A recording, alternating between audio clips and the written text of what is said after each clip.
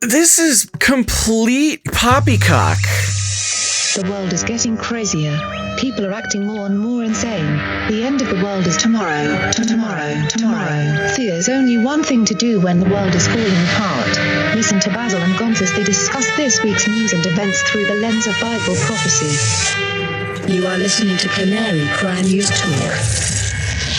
You're listening to Canary Crime News Talk. Today is April 19th, 2021, episode 326.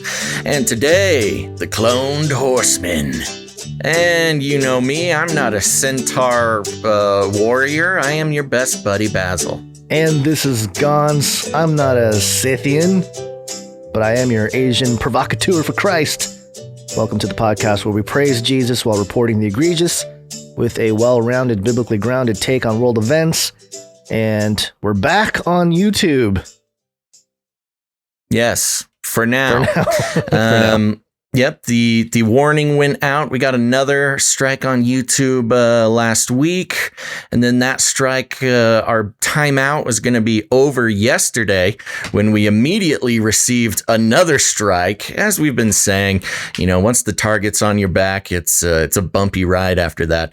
We did, thankfully, we were able to get that strike repealed deservedly. And here we are. We're back. But this does serve as a big warning to all you YouTube viewers. We received multiple messages. Now, look, I'm not mad. I'm just saying I love all of you YouTube viewers. But you must follow on other platforms and join the mailing list because too many of you did not see any YouTube video come up, did not check the social or not on the mailing list, didn't check any other platforms, and you missed a whole week of shows. Okay? So go ahead and take our advice. Follow us all over the place and join the mailing list. I like how you... But other than that, Gonz, what else is going on? I like how you talk to them like they're little children. Okay. Oh, look. I'm just confused. At this point, I've said everything I possibly can to make sure that people get the show. It's up to them now. Or maybe it's up to other listeners, other viewers. Yeah. You get your friends to follow us in multiple places, because we were lucky. I'm very thankful that the yesterday's strike did not stick. I think that they made the right choice there, deservedly so. But you never know if that's going to keep happening. So, yeah. Anyways. Yeah, it was a second medical misinformation charge by YouTube. And our repeal basically was just that, hey, we're not claiming to be medical authorities here. We're not telling anybody to do anything with the vaccines or the virus. We're just reporting the news. We may share some. All we do is read the mainstream news. Yes. And people make up their own decisions from there. I do want to mention Luke on YouTube keeps saying that we weren't on DLIVE either last week. We were. Yep, we had plenty of DLIVE viewers.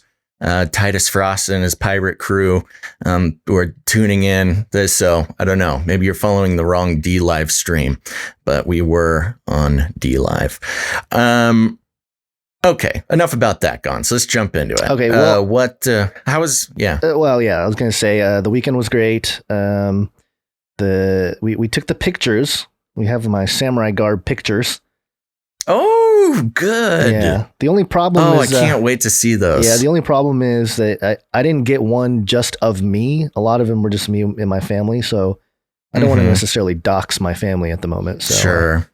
Well, we can put googly eyes on your whole family. Good. And then this is it'll be our couple's portrait.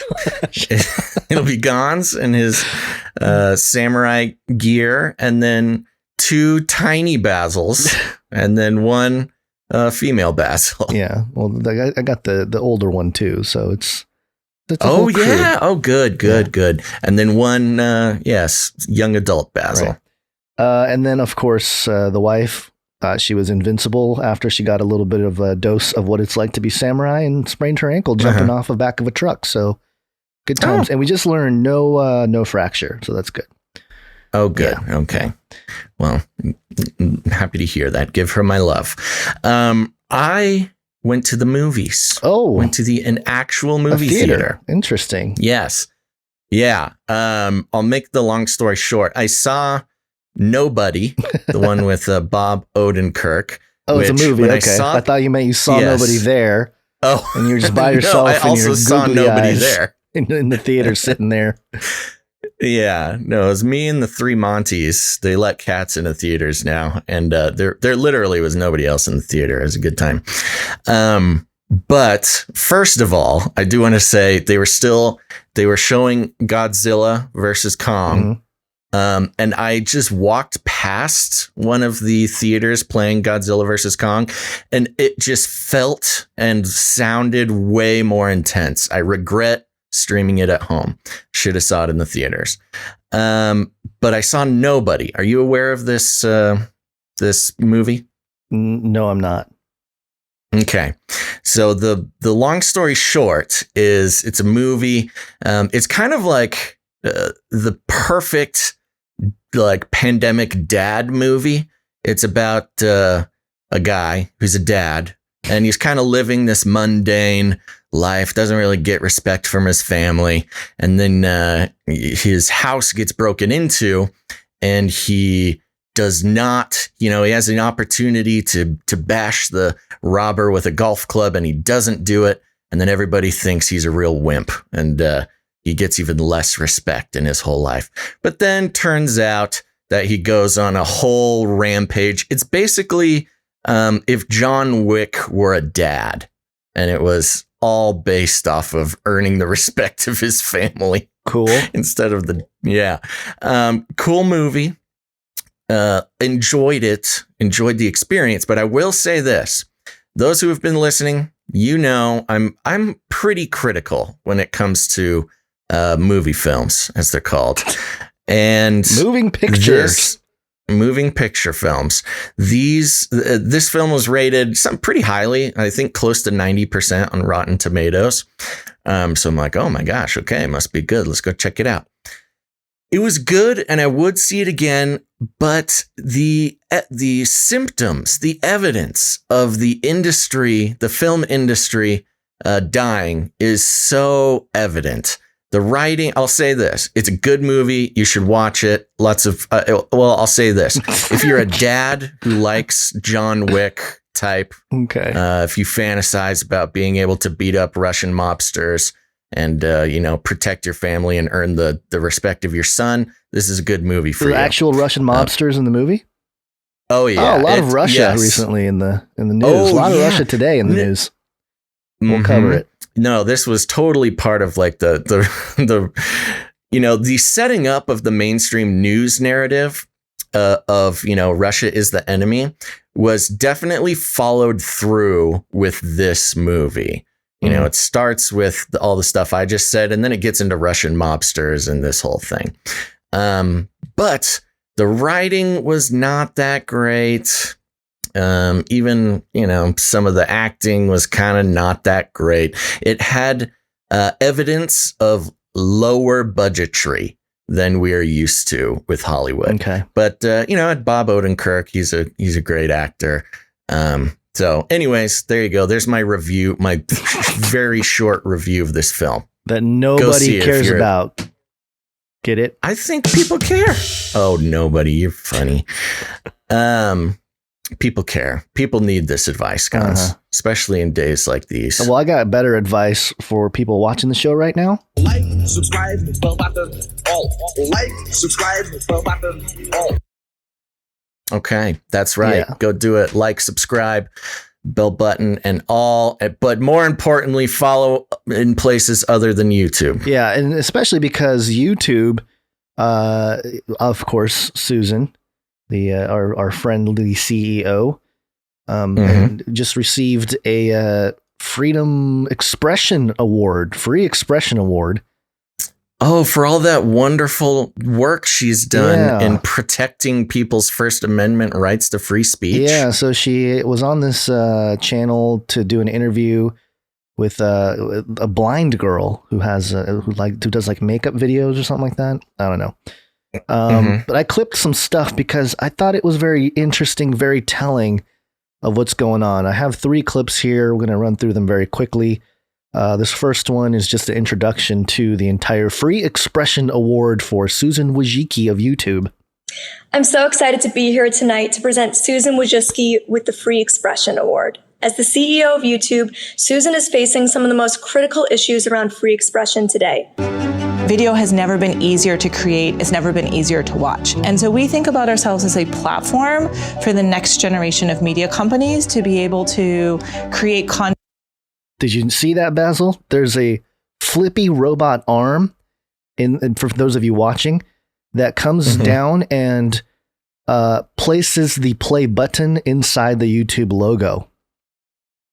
I did not see that. I wasn't looking at the media screen. Companies to be able to create content and to distribute it to the world. And I also really care deeply about the freedom of expression and the fact that people all over the world can use it to tell their story. It's incredibly important that we have a responsibility framework. And that has been my #1 priority. We're removing content that violates our policies. You can go too far, and that can become censorship. No kidding. And so we have been working really hard to figure out what's the right way to balance responsibility with freedom of speech. We realize we have really broad reach, and we want to make sure that we, as a platform, are using it for good. I know I can make it better, and that's why I'm here. Oh, Susan, you're so brave. You can make it better, Susan. So brave. That's funny. So yeah, the flippy arm obviously in there, and I have this clip here. You know, Susan's background. She should know better, really. Her parents immigrated into this country from Poland, and she talks about a little bit of it here.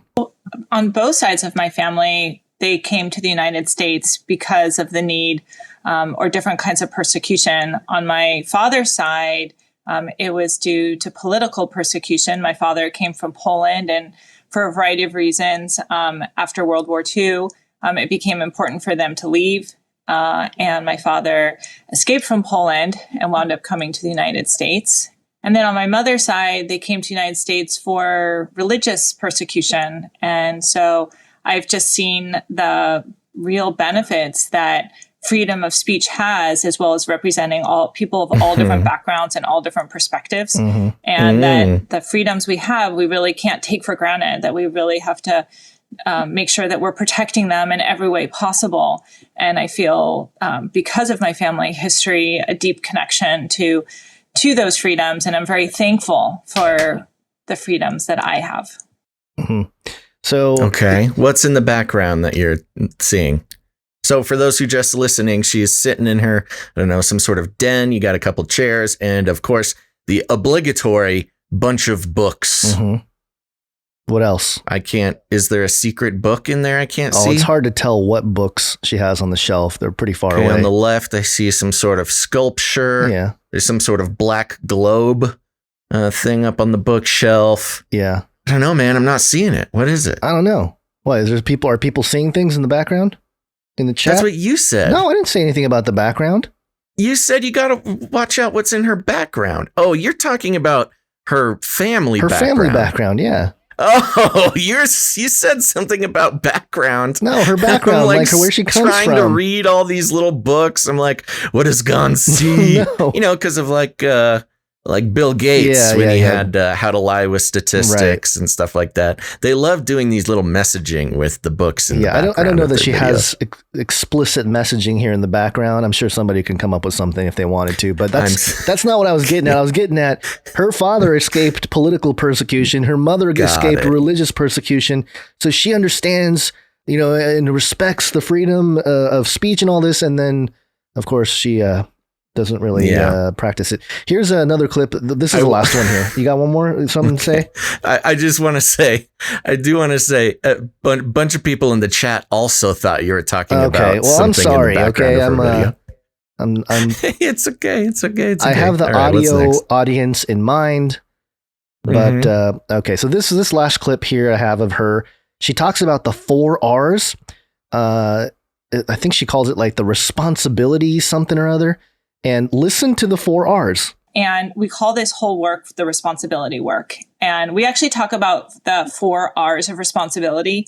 If I sum it into these 4 different R's, the first one would be remove, which is that we're always updating our policies. And when content is violative of any of the policies, unfortunately, we need to remove it. And so we removed 9 million videos last quarter. And almost all of them, over 90%, we remove with machines, which is good because it means if there's content that's violative, Okay, so remove. First R, 9 million removed, and most of them with machines. So they don't even have they don't even have humans looking at these videos that they're removing, which we already knew, but just for context. So FLIPPY has been removing our videos, Basil. Yeah, no, that makes sense. Yep, he does. Look, FLIPPY, I know we've had a complicated past, but stop taking down our videos, please. Find that really quickly. And the second one is raise. So being able to raise up authoritative information. So, for example, in the pandemic, we served hundreds of billions of impressions that came from different health organizations, like whether it was the CDC or the equivalent in countries all over the world, and making sure that people get information from the right medical sources in the case of COVID or news from authoritative sources. So we're working to make sure that we can raise up the information that we is valuable for our users. And then, there's a lot of content that technically meets the spirit of what we're trying to do, but it's borderline. And so for that content, we will just reduce, meaning we're not going to recommend it to our users. It's still on the platform, but it's content that is not necessarily recommended by our platform. That I think... Are we not recommended? We are definitely. That's what's happened to the Face Like the Sun channel for sure. I know Canary Cry, the Canary Cry radio channel has probably just experienced something similar because we're putting up the same content. But we fall under the remove and the reduce so far. And I think I know why they reversed the strike is because I explicitly stated in the appeal that we are not an authoritative source. And not claiming to be. And maybe that's why they're like, oh, okay. Well, then. Maybe. Well, it's good for them to understand what we're doing here. Trying anyway. Okay, so one more R here. And the last one is reward, which is that we have a higher standard for where we serve our advertising dollars. And that has many reasons. We want to... we want to do the right thing for our advertisers, and they care a lot where their ads show up. But we also want to protect creators like you who have built businesses with really, really valuable content and make sure that that we don't have a situation where advertisers pull their spend because there's some content on it that they're not comfortable with. So we want to make sure we're protecting all the valuable creators like you. So those are the 4 R's of responsibility that we think about as we are, as YouTube is growing and we're continuing to invest. And it's been a huge priority for me at YouTube to make sure that we are balancing the openness of YouTube, but also the responsibility. Thank you so much to the Freedom Forum for having me here today and for this award. I recognize the significance of freedom of speech, and I'm so honored to be here today to receive this award. There you go. She's so honored. So honored to receive the award. And notice how that last big R, which I'm not really sure how the last R is advertising, I guess. Raise. Oh, no. It was raise. What was it? I thought it was... I don't know. But the point being, her big point at the end was all about advertising. And that's because it is the big point, folks. Yep. And that's why we don't do any advertising on the show. No affiliate codes. No nothing, baby. Value for value model all the way. Yep. And I do want to take this quick opportunity to mention that producership for this, let's just say producership for this episode has a lot of opportunity for those producers out there right now thinking about producing the show. Today is a great one. If you've been thinking about it and haven't been able to do it, please become a producer. You can do that by heading to canarycryradio.com/support. canarycryradio.com/support. Because really, when you think about advertising, it's all about convincing people to make the choices you want them to make. So thank you, Susan, for that. Gonz, I did pop a little link there down below your clips. Mm-hmm. And I want you to click on that. This is the website for the Free Expression Awards. Go ahead up in the top tabs, click on sponsors. Yep. And you can see here that the signature sponsor for the award show that gave Susan Wojcicki the Freedom of Expression Award, the signature sponsor is YouTube. So YouTube gave the YouTube CEO an award for free expression and protecting the First Amendment. We should do that for ourselves. We should do the Canary give ourselves an award. Awards and give ourselves the champions of all things. Champions of freedom and value. We are an award-winning news podcast. Wow, silver sponsors, News Corp. NPR falling into the silver sponsors. Wow, interesting. Maybe they're running out of money. You know what? We did not even get a request. I would have sponsored this. We could have made it down in the I don't even know, the coal level sponsorship or something. But at least we could have bought an award. They bought an award is what happened with Susan here. Yeah. Okay. Yeah. CBS News registration sponsors. Wall Street Journal. Okay. Yeah. Okay. See? Yeah. Freedom. Speaking of freedom and YouTube and their cool little video, let's do the Flippy update. Flippy update. Do you want fries with that? That's right, folks. We're moving into the Flippy update. And for those who might be new to the show, Flippy is the colloquial name for the disembodied robot arms that are taking our jobs, enslaving our children, and flirting with our spouses. We use talking about Flippy as a way to explore all the new, fun, and exciting ways that robots are taking over the world and just how there's nothing we can do about it. So I'm taking this article from digitaltrends.com. The headline is Evolving. Self-replicating robots are here, but don't worry about an uprising. And it reads like this, quote, "We are trying to, if you like, invent a completely new way of designing robots that doesn't require humans to actually do the designing," said Alan Winfield. Quote, "We're developing the machine or robot equivalent of artificial selection in the way that farmers have been doing for not just centuries, but for millennia. What we're interested in is breeding robots. I mean that literally," he says. Weird. Wow. Weird. Wow. See, Flippy is just like a farmer, so stop complaining. Winfield, who has been working with software and robotic systems since the early 1980s, is a professor of cognitive robotics in the Bristol Robotics Lab at the University of West England. That's UWE. He's one of the brains behind Autonomous Robot Evolution, the ARE project, a multi-year effort carried out by UWE, the University of York, Edinburgh, Napier University, and University of Amsterdam. It will, its creators hope, change the way that robots are designed and built. And it's all thanks to borrowing a page from evolutionary biology.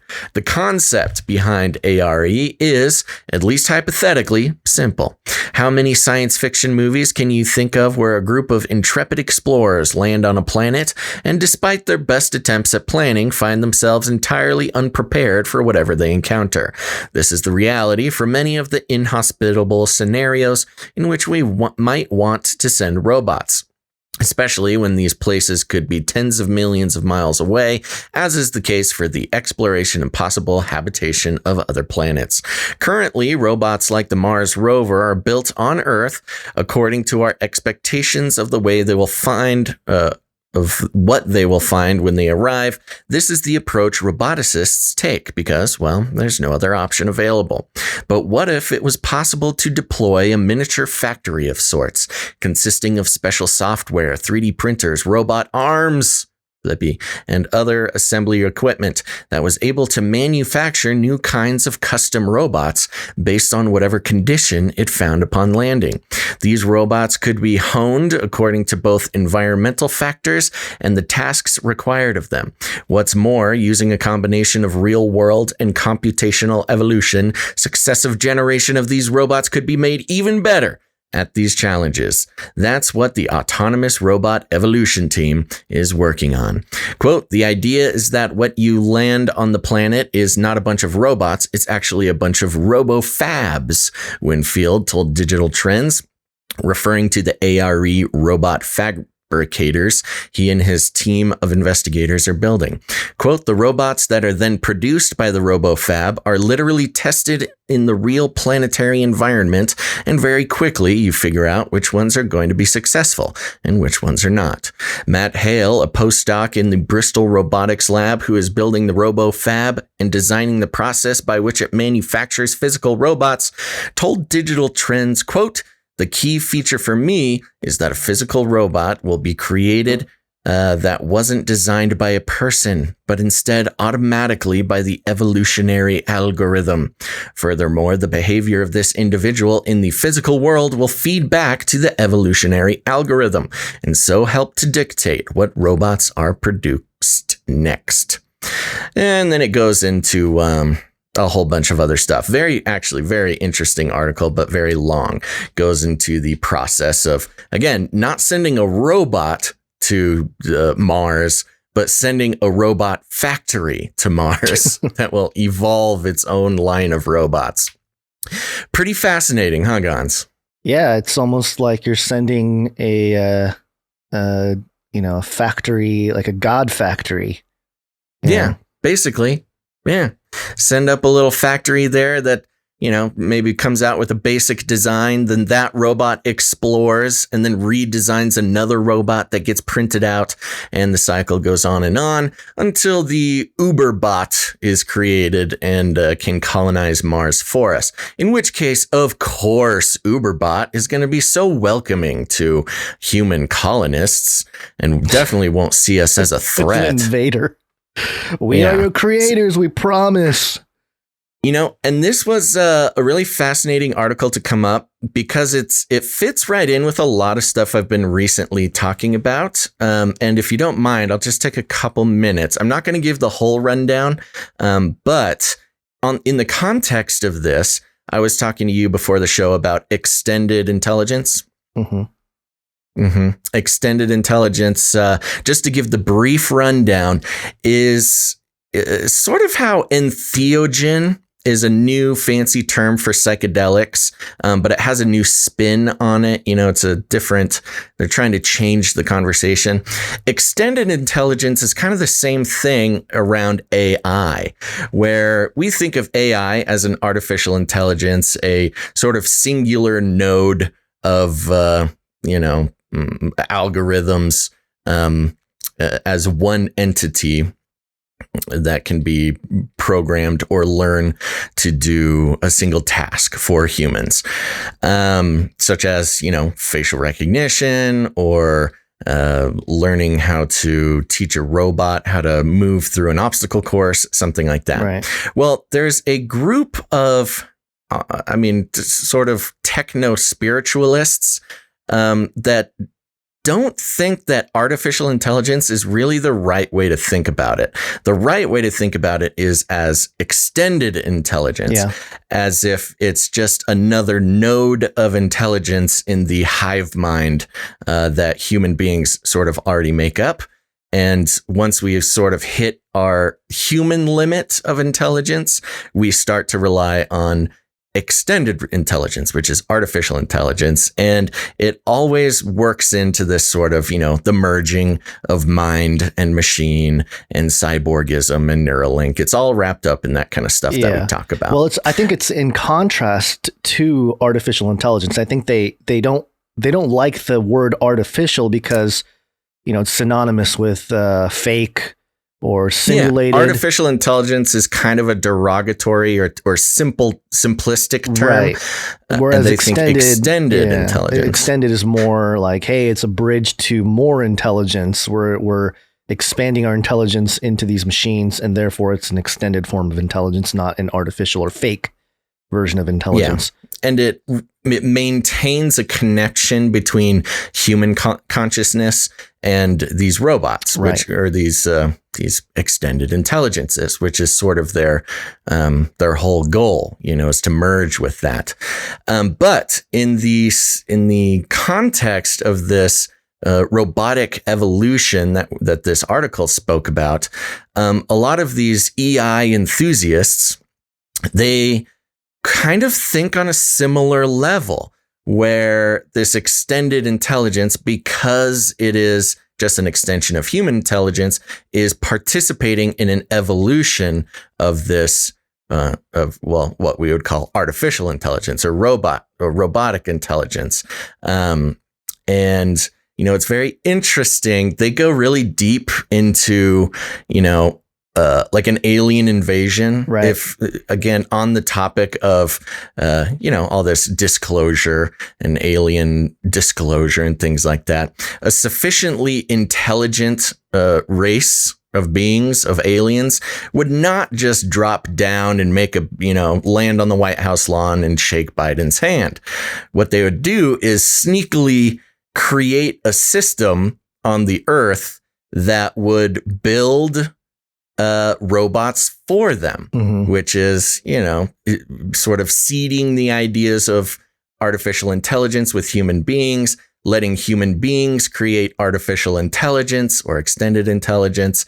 And then, that being the mode of taking over the planet, not through force, but through manipulating these little human beings to create, basically have the robots be built on Earth before the actual alien beings show up. You mean kind of like Revelation 13 verse 14? Because of the signs it was given to perform on behalf of the first beast, it deceived those who dwell on the earth, telling them to make an image to the beast that had been wounded by the sword and yet lived. Boo-yah. And it's so interesting because looking into these guys, that's exactly what they think is happening. Yeah. And so just a very interesting little thing that pops up where, there's a lot of, we might say distraction or going on with the idea of aliens invading, coming down from another planet in a UFO with a laser beam, when in fact, as it says right there in the Bible, it's done through deception, and the humans are being used to create the invasion itself. I don't know. I just thought it connected a lot of dots. Yeah, the robot revolution and the alien concept of disclosure. I'm telling you, man. I'm telling you, Basil. It's all coming together, and you're jumping on my train, and you don't even know it. You don't even know it. And you know AJ's right about it. We're made by the aliens. I mean, he's been saying it for years. The other thing, extended intelligence, EI, right? Instead of AI. Yeah. Man, old MacDonald was right. Oh my gosh. Yeah. Wow. He's been singing EI-EIO for years. Yeah, this is a free podcast, folks. You don't technically have to pay for this, and you can get brilliant jokes like that. The comedy level is beyond our comprehension. I'm being serious. I'm telling you, it was a seed in the minds of culture of the children. Yeah, it is brainwashing EI. Children to accept the EI. And think that it's just a farm, with just some animals. No, not so. It was preparing our minds for the extended intelligent robots who we will treat as pets or farm animals. There you go, folks. You heard it here. I wish it weren't true, but we just keep rolling out the hits. Yeah, well, it would be disturbing if it was true, but it's possible that it all plays in.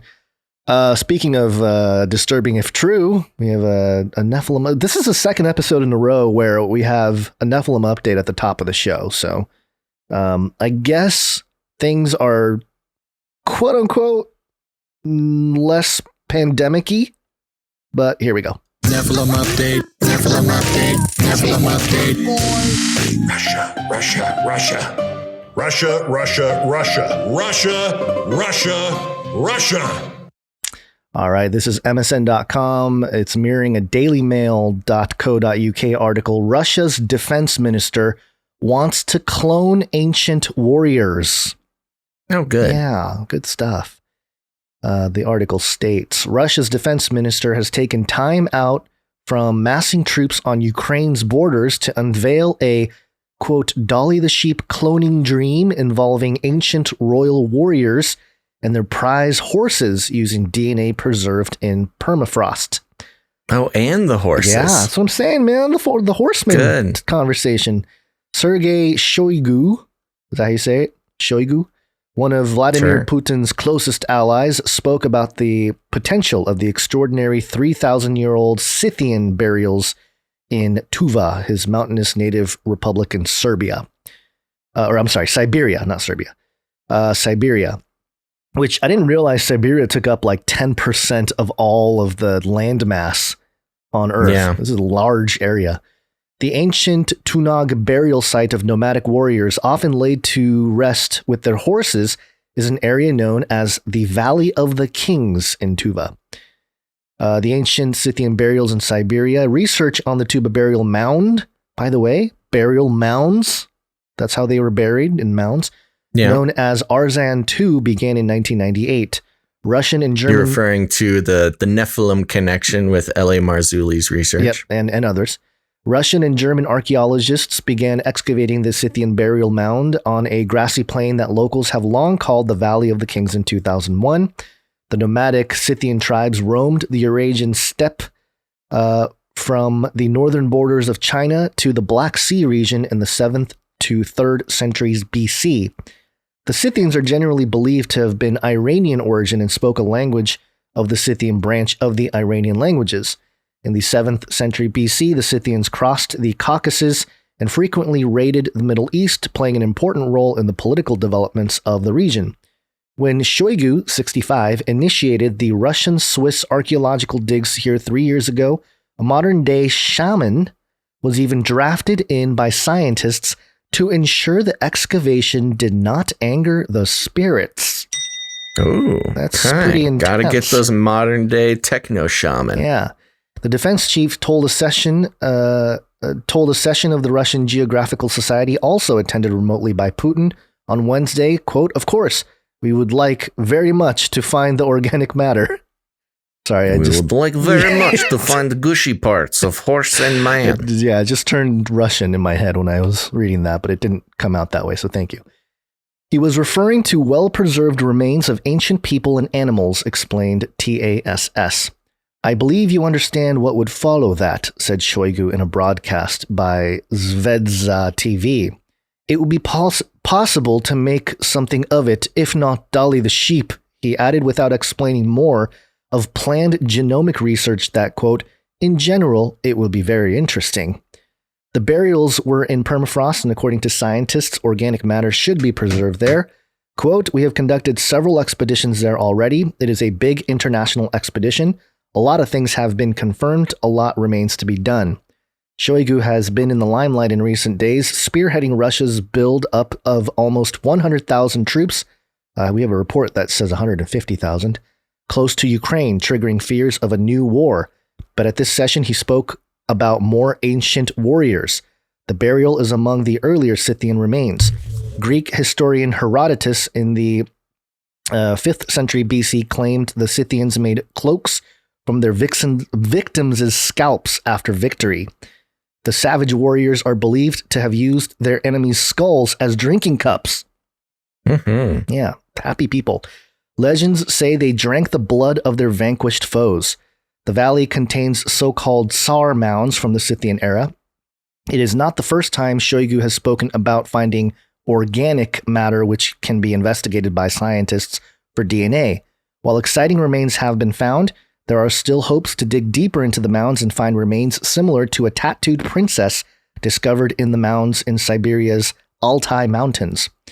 That was the one thing that was interesting. These guys had these sleeves of tattoos on their arms and legs, and they resemble like how, people now have sleeves of tattoos on their arms and legs and everywhere.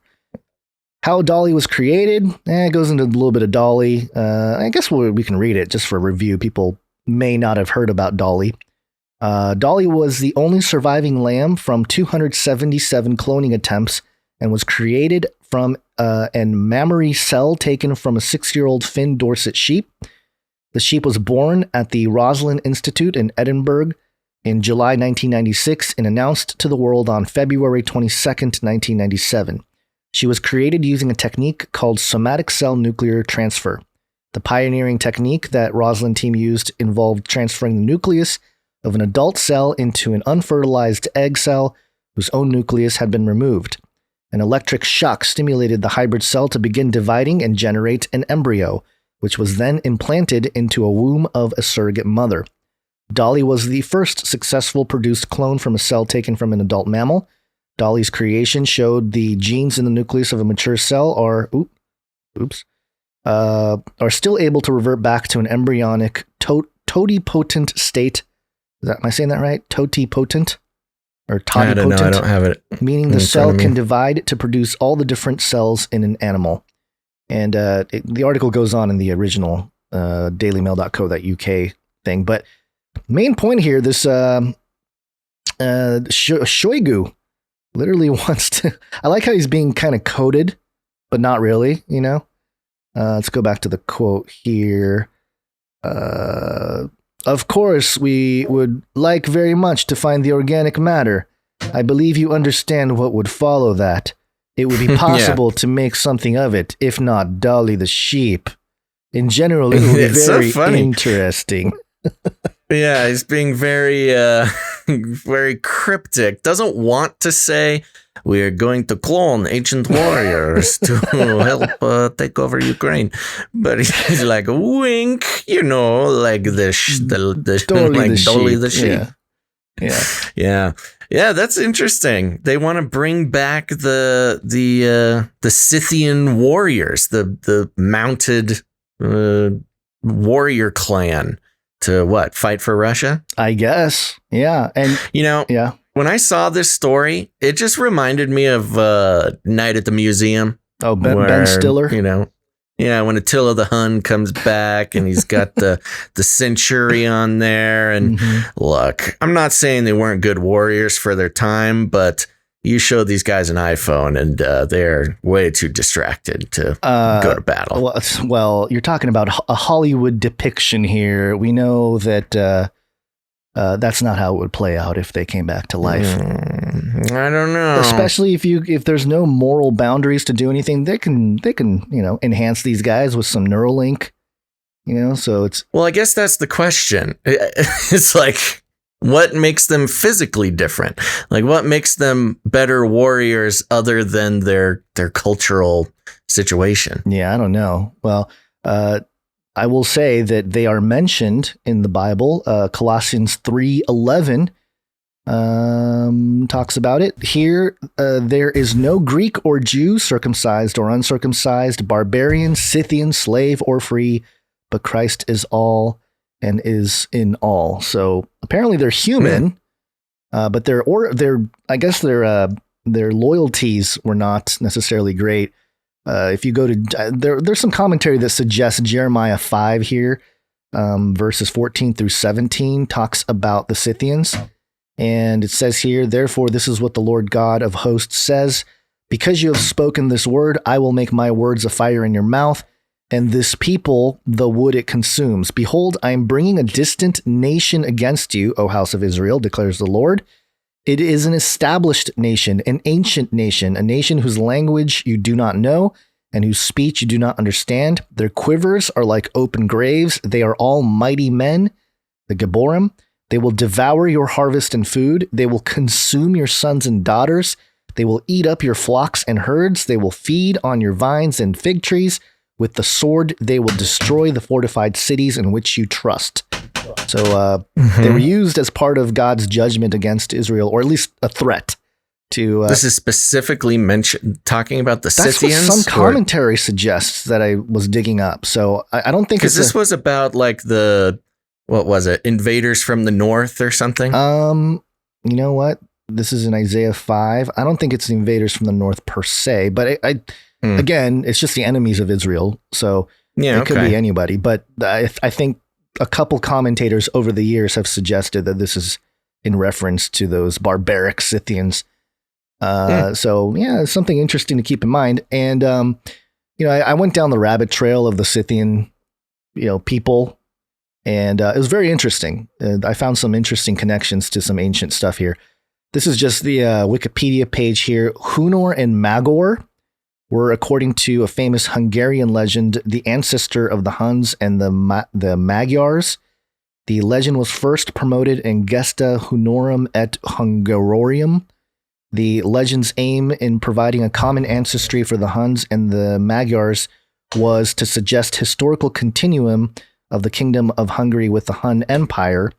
And then it says, according to Simon of Keza, Hunor and Magor were the sons of Menrot, a mythical giant who he partially identified with Nimrod of the Bible, the great grandson of Noah, the one who led in the building of the Tower of Babel. So that's something interesting that they would connect these guys to, or at least the origin of the Hun Empire, the Hungarians, to Nimrod. And then later here it says, other Hungarian chronicles wrote, the brothers were the sons either of Menrot, this giant here, or of Magog, king of the Scythians. There it is. So there you go. Magog, we know about Gog and Magog in the Bible, and they appear in the Old Testament, but they also appear in the New Testament. Over in Revelation 20 here, in the verses here 7 and 8, when the 1,000 years are complete, Satan will be released from his prison and will go out to deceive the nations in the four corners of the earth, Gog and Magog, to assemble them for battle. Their number is like the sand of the seashore. So this is after Satan's first imprisonment. When he's released, he builds an army, and it's called Gog and Magog. So it's very interesting. It's fascinating that there's a connection here, at least mythologically, with these people. Couple more things here, and then I'll let you rant here. The Chronicon Pictum makes Hunor and Magor's son of Japhet, or Japhet, who was a son of Noah in the book of Genesis. And then this is according to, who is this according to? Simon of Keza. He's one of the Hungarian historians in the 12th century. After the confusion of tongues, the giant Menrot entered the land of Havilah, which is now called Persia, and there he begot two sons, Hunor and Magor, by his wife Eneth. It was from them that the Huns or Hungarians took their origins. So again, I don't know. There's just a lot of mythology and connection Very to interesting biblical references.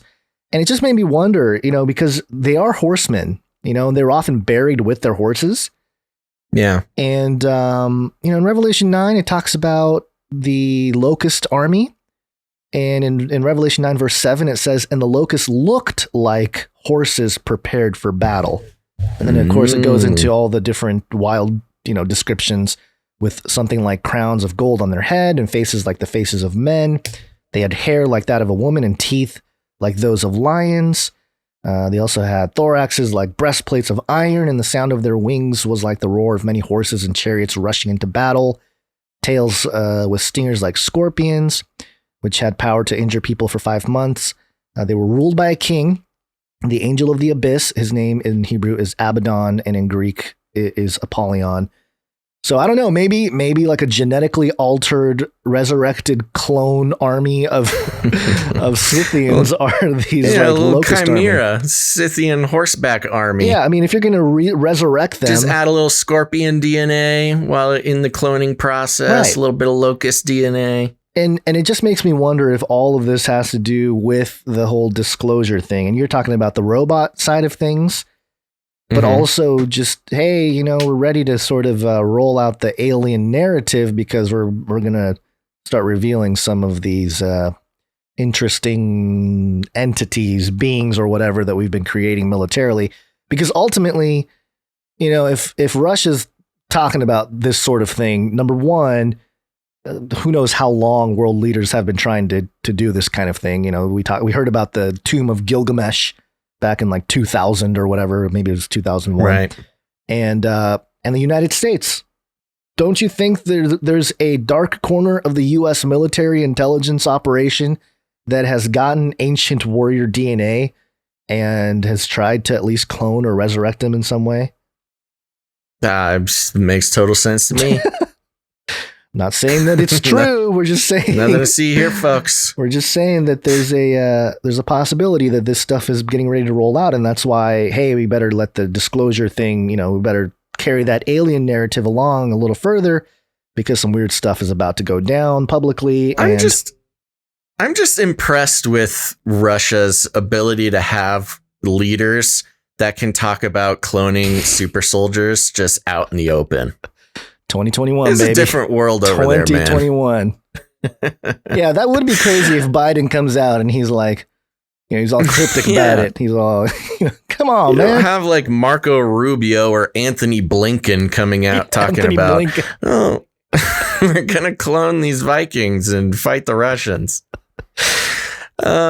Well, speaking of the Russians, Gons, let's talk about some of the big news coming out from that area. What do you say? Sure, I think. Okay. Unless you had more to go. No, I think that was my rant on the whole thing. It was good and it was thorough, and it was I would say an equal retaliatory rant to go on this crazy thing. This Russian leader talking about wanting to clone super soldier Scythians. I'm just making my pledge to be in Russian royal leadership. And oh, jeez. Watch out. They might take you up on that. No, I don't think so. I can't keep up with them on the vodka drinking. They'll just kick me out after a few drinks. And these guys can't handle his vodka, and I'll be gone. So you have to prove your constitution. All right. Well, I got this article coming from dailymail.co.uk, so you know it's going to be good.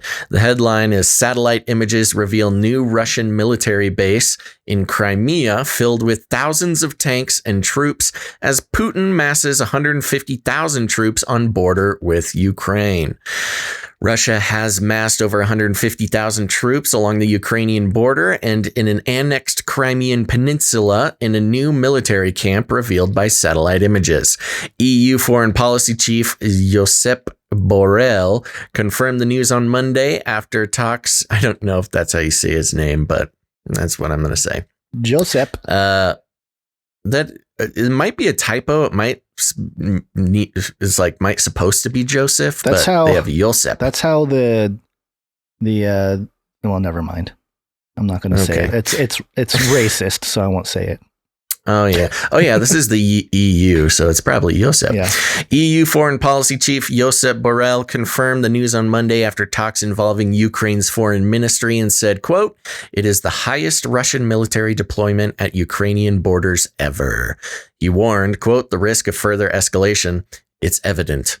The camp, located next to Kachik Lake on the south coast of Crimea, appeared over the course of a month to house Russian soldiers and vehicles that Russian President Vladimir Putin has been ferrying to the region on the back of trains and trucks.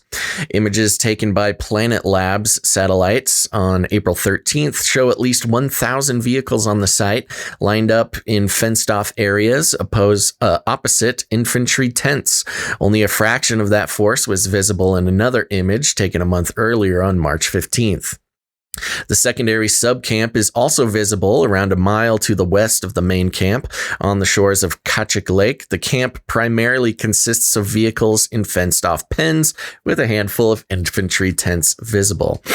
Would you be able to pull up like a Google Earth of this Kachik Lake? Yeah, I can try. Yeah. Let's get like some context about where we're talking. There is a here. Map I'm showing that if you scroll down. Yeah, you're right. I just scrolled down and saw the map, so never mind. While Ukraine has previously warned that as many as 40,000 new Russian troops have been stationed in Crimea, in addition to another 40,000 on the mainland, it is the first time that a camp housing the force has been pictured. Tensions have spiraled over the buildup of Russian troops around its southwestern neighbor as an intensification of clashes with Moscow-backed separatists has fueled fears of a return to widespread fighting in Ukraine. Then we got the map there. Let's see. Where's this Kachik Lake? Do you see it anywhere? I don't. directly in these images, but where are you, Kachik Lake? Here, I'll try to pull up a Kachik Lake image here. What is that? Is that the Black Sea? That large body of water? I think so. Yeah. Okay, let me scroll. Moscow's military says it is conducting exercises along its frontier in response to moves by Western military alliance NATO that threaten Russia. Interesting. Is Russia not in NATO? Defense Minister Sergei Shoigu said last week that, this is the same cloning guy. Same guy. Oh, okay. Cloning Meister. Defense Minister and evil scientist Sergei Shoigu said last week that, quote, 2 armies and 3 airborne units were successfully deployed to the Russia's western border, and that the drills would be over within 2 weeks. Ooh, sounds like a threat. Ukraine is pushing the West for more practical support as it looks to deter any further aggression from Moscow. Kiev's foreign minister Dmytro Kuleba pressed the EU to prepare, quote, a new set of sectoral sanctions against Russia in talks with his counterparts from the 27-nation bloc on Monday. But Borrell said that there were currently no further sanctions being proposed under consideration.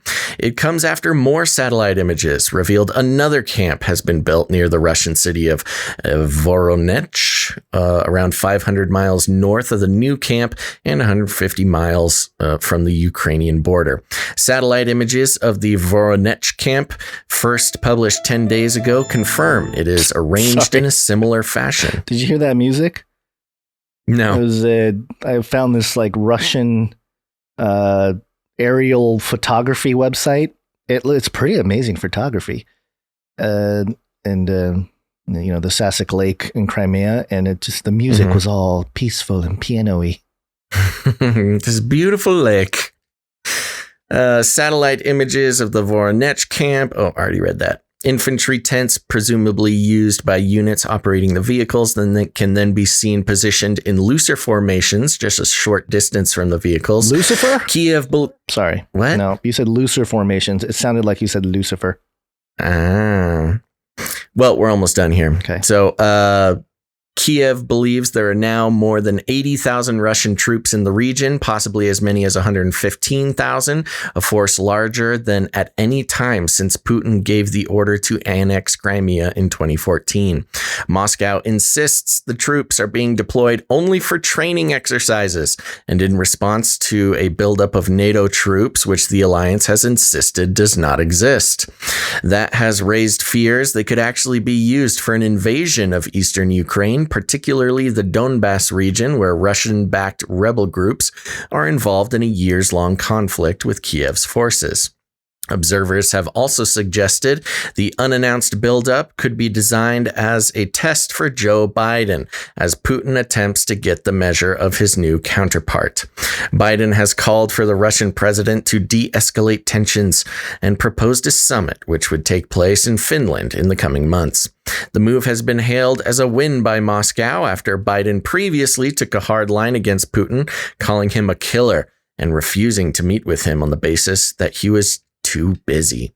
As well as seeking support from the U.S., Ukrainian President Volodymyr Zelensky has turned to his European allies last week, meeting with France's President Emmanuel Macron in Paris and speaking with German Chancellor Angela Merkel via video link. The pair pledged their backing for Ukraine, but offered little in the way of practical support. Meanwhile, the UK has offered to send 2 warships to the Black Sea as a warning to Putin, according to leaked documents after the US canceled the deployment of 2 of its own vessels in the region. So it goes on and on, talks more about the sort of massive military movements by Russia and other countries in the area. But I think this Putin testing Biden thing sounds pretty legit to me. Yeah. It's interesting because we've had this propaganda fed to us just throughout, most of my life anyway, in post-Cold War situation there, that Russia's always kind of the bad guy. It's interesting how they've always been sort of the, kind of a communist bad guy, socialist, whatever. Mm-hmm. But then in the last 4 years, with the uptick in the, blaming Russia for everything campaign through the mainstream media, there's a lot of people who are a little bit more, sympathetic towards the Russian, just in general, or not necessarily their military prowess or anything like that, but just like, it's based off of their anti-Americanism. Right. They're like so fed up with America that they just sort of inherently defend Russia. Yeah, it's very strange. Very, very strange. Yeah. Well, we noticed this again back at the beginning of Canary Cry News Talk in general around 2016, when this messaging of like all of a sudden Russia is like a big bad guy again. Yeah. And it was, of course, surrounding Trump and his sort of relationship with Putin, which was a very confrontational, especially in the first couple of years of his presidency. But yeah, they just kind of brought it out of nowhere. I mean, I remember doing episodes of this show back when we were doing half-hour episodes of just like cracking up laughing. Like suddenly we're supposed to believe that Russia is this like major enemy again. And, they've never not been adversarial. But this sort of return of 90s, of prominence. Yeah, this like return of 90s James Bond I don't know if it's propaganda or not. Probably a lot of it is. It is. Of Russians being just inherently evil. Yeah. Is kind of a silly thing. There's multiple ways to look at it too, because we know the infiltration of China into U.S. politics and just everything U.S. economy. And from a geographical standpoint, you can say China is one of their biggest foes is Russia when it comes to, overtaking the world type of mentality, because they're just, they're right next to each other and they're in the same region. Mm-hmm. And so if you're Chinese, you're probably going to use Russia and be like, if there are political things happening in the U.S. that don't align with what you want, you can just blame Russia and kind of drag them into the thing. But at the same time, you have Russia and China, shaking hands in the background and doing their thing too. So it's not like it's all what it seems to be. But I just think it's weird how the divide and conquer of using Russia and the United States as a boogeyman for so many years. And then we kind of forgot about them because, all the boogeymen were turned to the Middle East, all the terrorists and everything. And then just the return of, like you said, the return. And then the actual divide and conquer of like, it's not Russia, it's just the fake news, and it's like, wait, so are you saying Russia isn't bad? Or, because it just forces people into picking sides. And that's the exact nature of divide and conquer. So it's just interesting to watch. Yeah. Well, it's funny because it's sort of the simplistic propagandistic representation of these geopolitical things. They would have us believe that Putin just all day long and all night, like he's awake at night, tossing and turning, just thinking about America and bringing down America, which is like, it's certainly a consideration and on the table of things he has to deal with. But it comes with all of these superpowers. Yes, there are operations to maintain superpower status with Russia and China and the U.S. especially. Yeah. And the messaging of anti-other superpowers, like, for instance, the U.S. and Russia, U.S. and China, and vice versa. But, on the other hand, it's not like a sort of, it's not an Avengers movie. They're not so single-minded as you can see with this movement towards Ukraine. Yeah. I mean, Putin has a much closer, much more real military adversary in the Ukraine and NATO. And this is just evidence of, him dealing with more pressing things than, some sort of military action against the U.S. Yeah, there's different levels of propaganda for the different segments of the population, and they're going to use whatever it takes to get their agenda. It's interesting. It's almost like the elite are just like, ready, set, go. Whoever gets the first clones of the ancient warriors, Whoever gets gets the land mass, whoever gets the biggest army, whatever. So it's all just one big human competition here. It's all a stage. But we'll keep an eye on Russia. But interestingly enough, along those lines, not to discount any threat or negative consequence of this kind of provocation. I mean, you got to remember, World War II was started over Poland. Yeah. And, it's again, as far as like nations in proximity to a superpower, you're just like, oh, yeah, it's just Ukraine. I don't know. Here in the U.S., we don't really have a lot of context for Ukraine. If Putin didn't pay so much attention to Ukraine, then we probably would hear almost nothing about it. But, world wars start over these little, aggressions on smaller countries. Was Russia and China both involved in that the monkey DNA thing or the monkey embryo? The recent one? Yeah, I'm trying to remember. I know China was. I think it was China. Yeah. I don't recall Russia being involved. Yeah, they did talk about biological weapons, fighting Russia and Chinese difference. I'm looking for stuff. It doesn't matter. It just kind of reminded me. It's always interesting to see, who in different kinds of stories, the world powers are either working together or they just hate each other so much we're at war. It's just kind of silly when you think about it.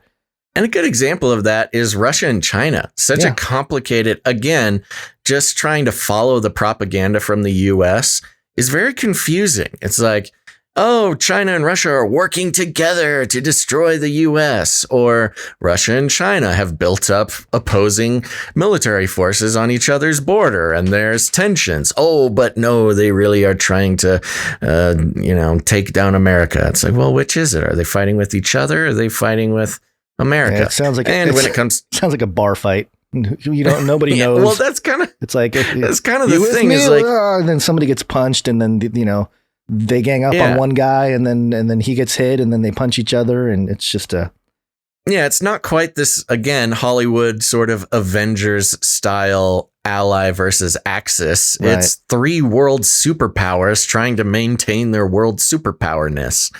And Russia has had a lot of bad things to say about the US and China,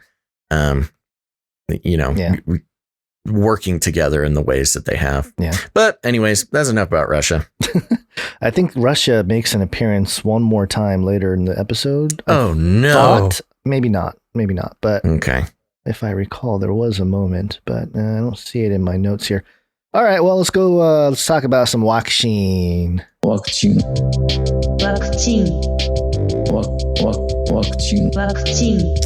All right, this is from MSNBC. This is the Canadian Press. Ontario to strengthen public health enforcement, extend shutdown.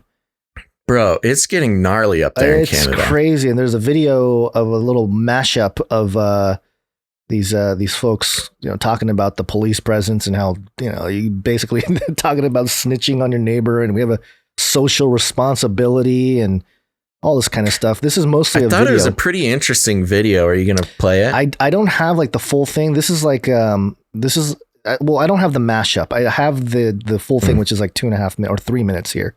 I can play it. We can go through it here. But again, the story, this is from the Canadian Press. Effective immediately. We're extending the emergency declaration and prolonging the stay-at-home order province-wide for an additional 2 weeks, for a total of 6 weeks. Outdoor gatherings will now be strictly limited to members of your own household only. Anyone who lives alone can join with one other household. Okay, if there was a movie where the aliens take over the brains of politicians and they get up on stage and have to like tell people how they're just like prisoners of the world and society, this is exactly how it would look. I mean, he looks like a zombie up there talking about this. Either that or he looks like he literally has a gun to the back of his head. One or the other. Like, he's really nervous. He's like not moving his neck very much. Okay, let me keep going here. We'll be closing all non-essential construction. We're restricting all outdoor recreational amenities, such as golf courses, basketball courts, soccer fields, and playgrounds. We're reducing capacity in big box retail even further to 25%. Beginning on Monday, places of worship will be capped at a maximum of 10 people indoors. To get ahead of the variants that are plaguing Western Canada, beginning Monday, we're setting up checkpoints at all interprovincial borders. We'll be what? Interprovincial. Interprovincial. Oh, Providence. Like interstate. Okay. Yeah. limiting access to border crossings between Ontario and the provinces of Manitoba and Quebec, with exceptions such as work, medical care, or transportation of goods. And we're calling on the federal government to immediately tighten up our international borders. We're currently facing the devastating consequences of COVID variants that entered Canada through our borders at the start of this year.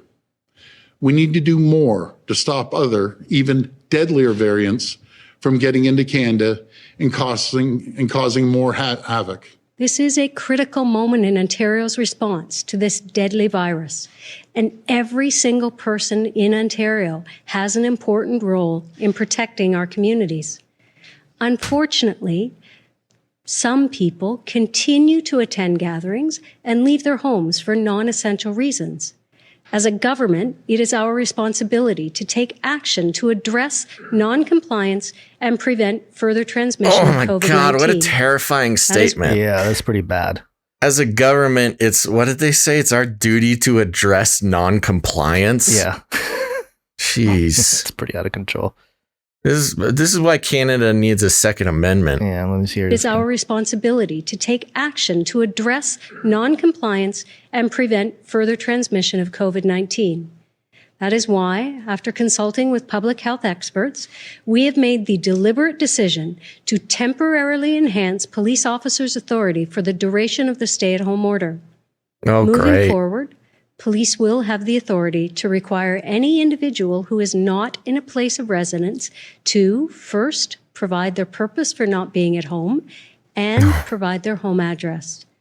Police will also have the authority to stop a vehicle to inquire about an individual's reason for leaving their residence. That is out of control. Yeah. I mean, that opens up doors for any police to literally pull over or stop anyone for no reason, just to ask them questions. What are you doing here? What are you doing out here? Is this essential? What's your address? Let me put you on a list. Yeah.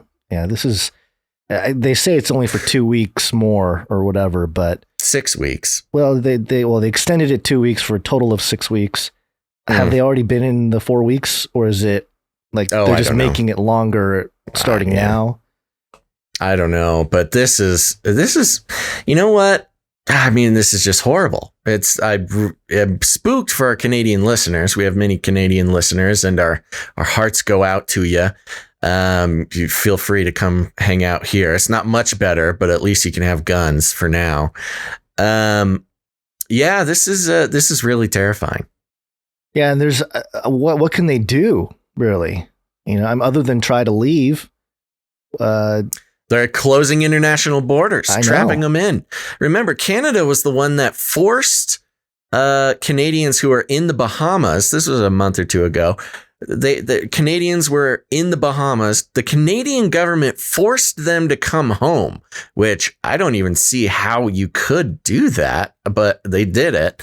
And then when they came home from the Bahamas, they put them in Chinese-owned quarantine hotels, against their rights. It's crazy. Yeah. Let's see. I see a story here. The headline, Ontario yields to major backlash, retracts sweeping pandemic police powers. I'm wondering if they, just based on the amount of backlash, basically, they said, okay, all right, we'll back down. Which, it's interesting. We've seen that happen in Canada a couple of times. That's actually what ended up stopping the practice of putting people in the quarantine hotels. Right, yeah.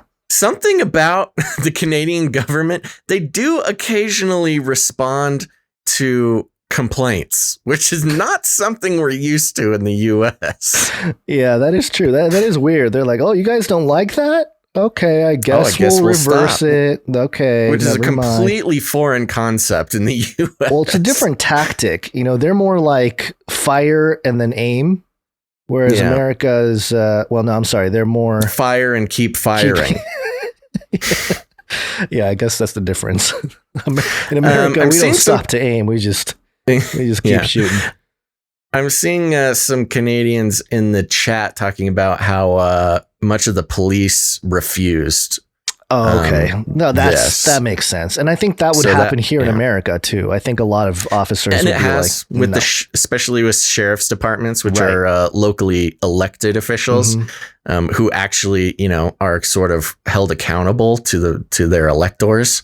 I wonder what Sylvia Jones here, the Ontario Solicitor General, how she responds when all the officers are like, nope. Don't think arms so. crossed. How does she respond? It is our responsibility.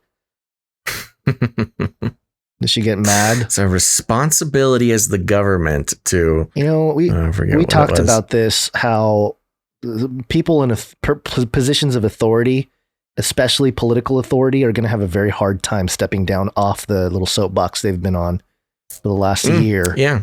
And this might be another example where they'd rather have, and a lot of it could be also that they're being fed this information and they're just not discerning enough to really look at it, because, somebody's feeding them this info like, oh, there's a variant. It crossed our borders. We're all going to die if we don't shut it down further. Somebody's giving them the fear message that they project out into the public. So it's all, it's just, if there's not a discerning mind from the politicians, it's really not good, which is not surprising. Most politicians over the years have been puppets. Which is the hilarious part about it, because when politicians go on these big, control, benders, it's the quote unquote sort of anti-establishment punk rock young people who are, fighting the power that are like, yeah, listen to your governor and stay home. Do what the police tell you to do. Right. Let me burn a flag. It's just very confusing.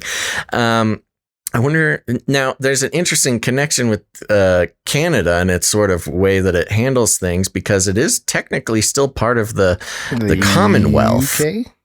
The UK. I don't know if it's technically in the UK, but it's part of the Commonwealth. Okay. Yeah, I thought the Queen. Yeah, I thought the Queen still pretty much owns Canada. I thought that was the deal. Yeah. I think it's more complicated, but yeah, an American perspective, that's sort of what it seems like. A Californian uninformed geopolitical view of it. The Queen owns Canada, right? I thought the Queen. Yeah. Well, I just find that interesting because if we head over here to MSN, we got a headline here. They're mirroring this from Daily Express. MP calls for lockdown lift after data shows quarter of COVID deaths not from virus. This came out about 5 days ago. Yeah. The article reads, figures released by the Office of National Statistics show 23% of coronavirus deaths are registered as people who die with the virus rather than from it. It means those who passed away will have tested positive with coronavirus, but it was not the primary cause of death registered. Now, we've been following this trend. This was a huge part of the math in the US, which we've covered for a long time, but almost lost the channels, the YouTube channels, because of medical misinformation for talking about such issues. Right. This is mainstream news, folks. ONS figures also show daily deaths have slowed since the beginning of April. By date of death daily figures, no more than 28 have been recorded since the start of the month. Wow. The government announced higher daily figures with 60 fatalities announced on April 9th because their updates are based on how many deaths are reported on a given day. Oxford University has calculated that while there are 2,537 coronavirus patients in hospital, around half of them actively have the virus while others are recovered. Again, yeah, they're giving the the number 2,500 people in hospital, but only half of those actually currently have the virus. Steve Baker, deputy chairman of the COVID research group of Tory MPs, told The Telegraph he believes the new data means lockdown restrictions should be lifted sooner. He told the outlet, quote, "I know the prime minister is worried about case data in other countries, quote, but we were promised the vaccine would break the link between cases, hospitalizations, and deaths." This was an interesting comment because we were promised the vaccine would break the link between cases, hospitalizations, and death. The link between cases, hospitalizations, and deaths seems, I don't know, this seems like he's specifically referring to how you count and categorize cases and hospitalizations and deaths. So he's kind of like, hey, it's time to follow up with your propaganda. Quote, "We've been told repeatedly it has done. So, of course, we're looking to the prime minister to follow the data so that we can end the other harms that come with restrictions and lockdowns. The sooner we're talking about the crisis in cancer care, the sooner we'll be solving it." So he means we want to talk. Let's move on. But Boris Johnson has continued to urge caution and said as lockdown restrictions are lifted, cases will begin to rise. The prime minister said, quote, "It is very, very important for everybody to understand that the reduction in these numbers in hospitalizations and in deaths and infections has not been achieved by the vaccination program." Okay, people. Okay, then what's the point of the vaccination program?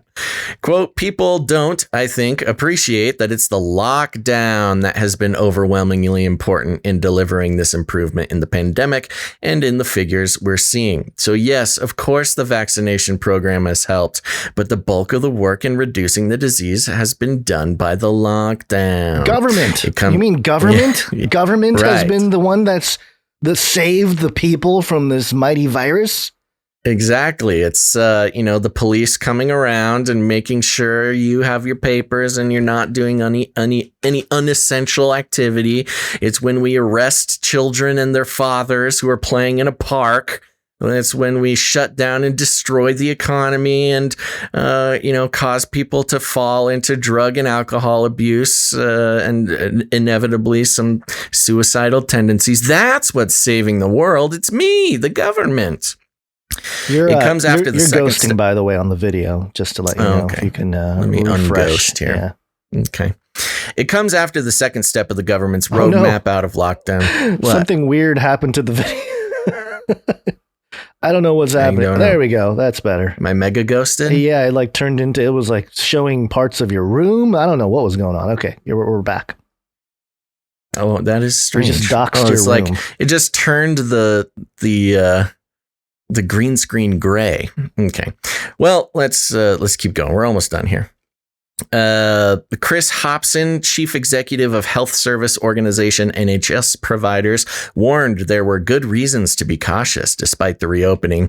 He said, quote, "We need to be really careful about assuming we're on a one-way, inexorable, inevitable track to it being fantastic and we can go back to normal because actually we'll need a new normal.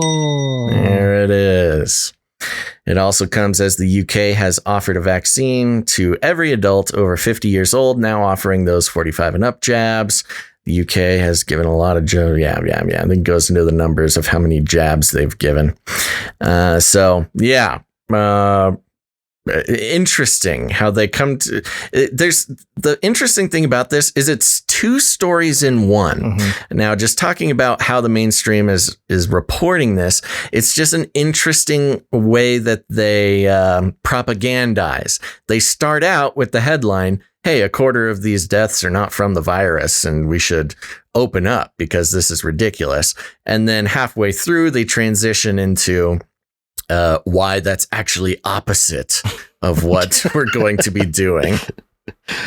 It's all good except be scared. We must be very cautious about how we open up. It's a bait and switch is what it is. Yeah. So there you go. Sorry, UK. You almost got out, buddy. Well, yeah. And it's the disappointment of the Trump clone over there. People were really stoked about Boris Johnson when he first came onto the scene with Brexit and everything, but more that's came the out thing. about his father and his eugenics writings and stuff. So it's nothing new. Well, yeah. Remember the 180 switch of Boris Johnson last year during the main part of the pandemic when, he was basically Britain's Trump for a long, long time. And then out of nowhere, just made a 180-degree shift. Lockdown. We must lock down. Everybody must be imprisoned for this virus. Yeah, it was bizarre. And didn't he get the virus too?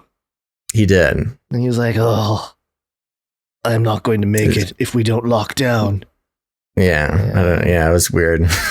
No, then the lizard people came in and said, you don't feel too good, huh? Well, we'll just keep giving you the virus until you comply. And he said, Okay. My tummy hurts. All right. Well, all right, what's next? We got a couple stories to go here. This first one is from the New York Times. Of course, keep track of the New York Times because they are the bastion of journalism. Didn't you know this, Basil? The headline, least vaccinated U.S. counties have something in common. Trump voters. We will launch good. They just can't. They can't. Can't let it go, can they? About 31% of adults in the U.S. have now been fully vaccinated. Oh, so close to that 33. Scientists have estimated that 70 to 90% of the total population must acquire resistance to the virus to reach herd immunity. But in hundreds of counties around the country, vaccination rates are low, with some even languishing in the teens. Oh my gosh. Piddly teens. Oh, by the way, yes. I did get the numbers. We were talking last episode on the numbers of the vaccinated people who catch COVID and go to the hospital, right? Being 7%. So that's if you have the vaccine, you still catch COVID, you go to the hospital, 7%. Now, one of the things that we keep getting told over and over about the vaccine is that even if you do get COVID, you'll be less likely to go to the hospital. Yeah. It reduces the severity of this sickness if you get it. So get the vaccine no matter what. Well, turns out the hospitalization rate for COVID of non-vaccinated is somewhere between 1% and 5%. So I did just want to confirm that there's more chance. If you catch COVID with the vaccine, it's actually opposite of what they're saying. You're actually more likely to be hospitalized if you catch COVID with the vaccine. But Basil, we're talking about such a small percentage of people, the people that get vaccinated. Who cares if they die? Yeah, we're a community. That's, kind of like communism. Community. I was thinking about that just as a side note. Church that I used to go to, they talked about community a lot. And I used to kind of think about are they pushing communism? Like not really, but kind of the way they talk about things. Yeah. But anyway, they bring up the early church and the sharing things. I would much more like to see distributism over communism. Yeah. Decentralization. Distributism. Right. Actually, distributism was an actual concept that was shared by G.K. Chesterton about a century ago. I did not know that. Oh, yeah. Don't know much about it. It's very interesting. We'll cover it. That'll be your rant for next episode. The disparity in vaccination rates has so far mainly broken down along political lines. Oh, no kidding. The New York Times examined survey and vaccine administration data for nearly every U.S. county and found that both willingness to receive the vaccine and actual vaccination rates to date were lower on average in counties where a majority of residents voted to re-elect former President Donald Trump in 2020. At least they called him president. I'll give him that. The phenomenon has left some places with a shortage of supply and others with a glut. And there's a chart here that shows the different counties and the more Trump you are, the less likely you are to get a vaccine. For months, health officials across the U.S. have been racing to inoculate people as variants of the coronavirus have continued to gain a foothold, carrying mutations that can make infections more contagious and, in some cases, deadlier. Vaccinations have sped up, and in many places, people are still unable to book appointments because of high demand.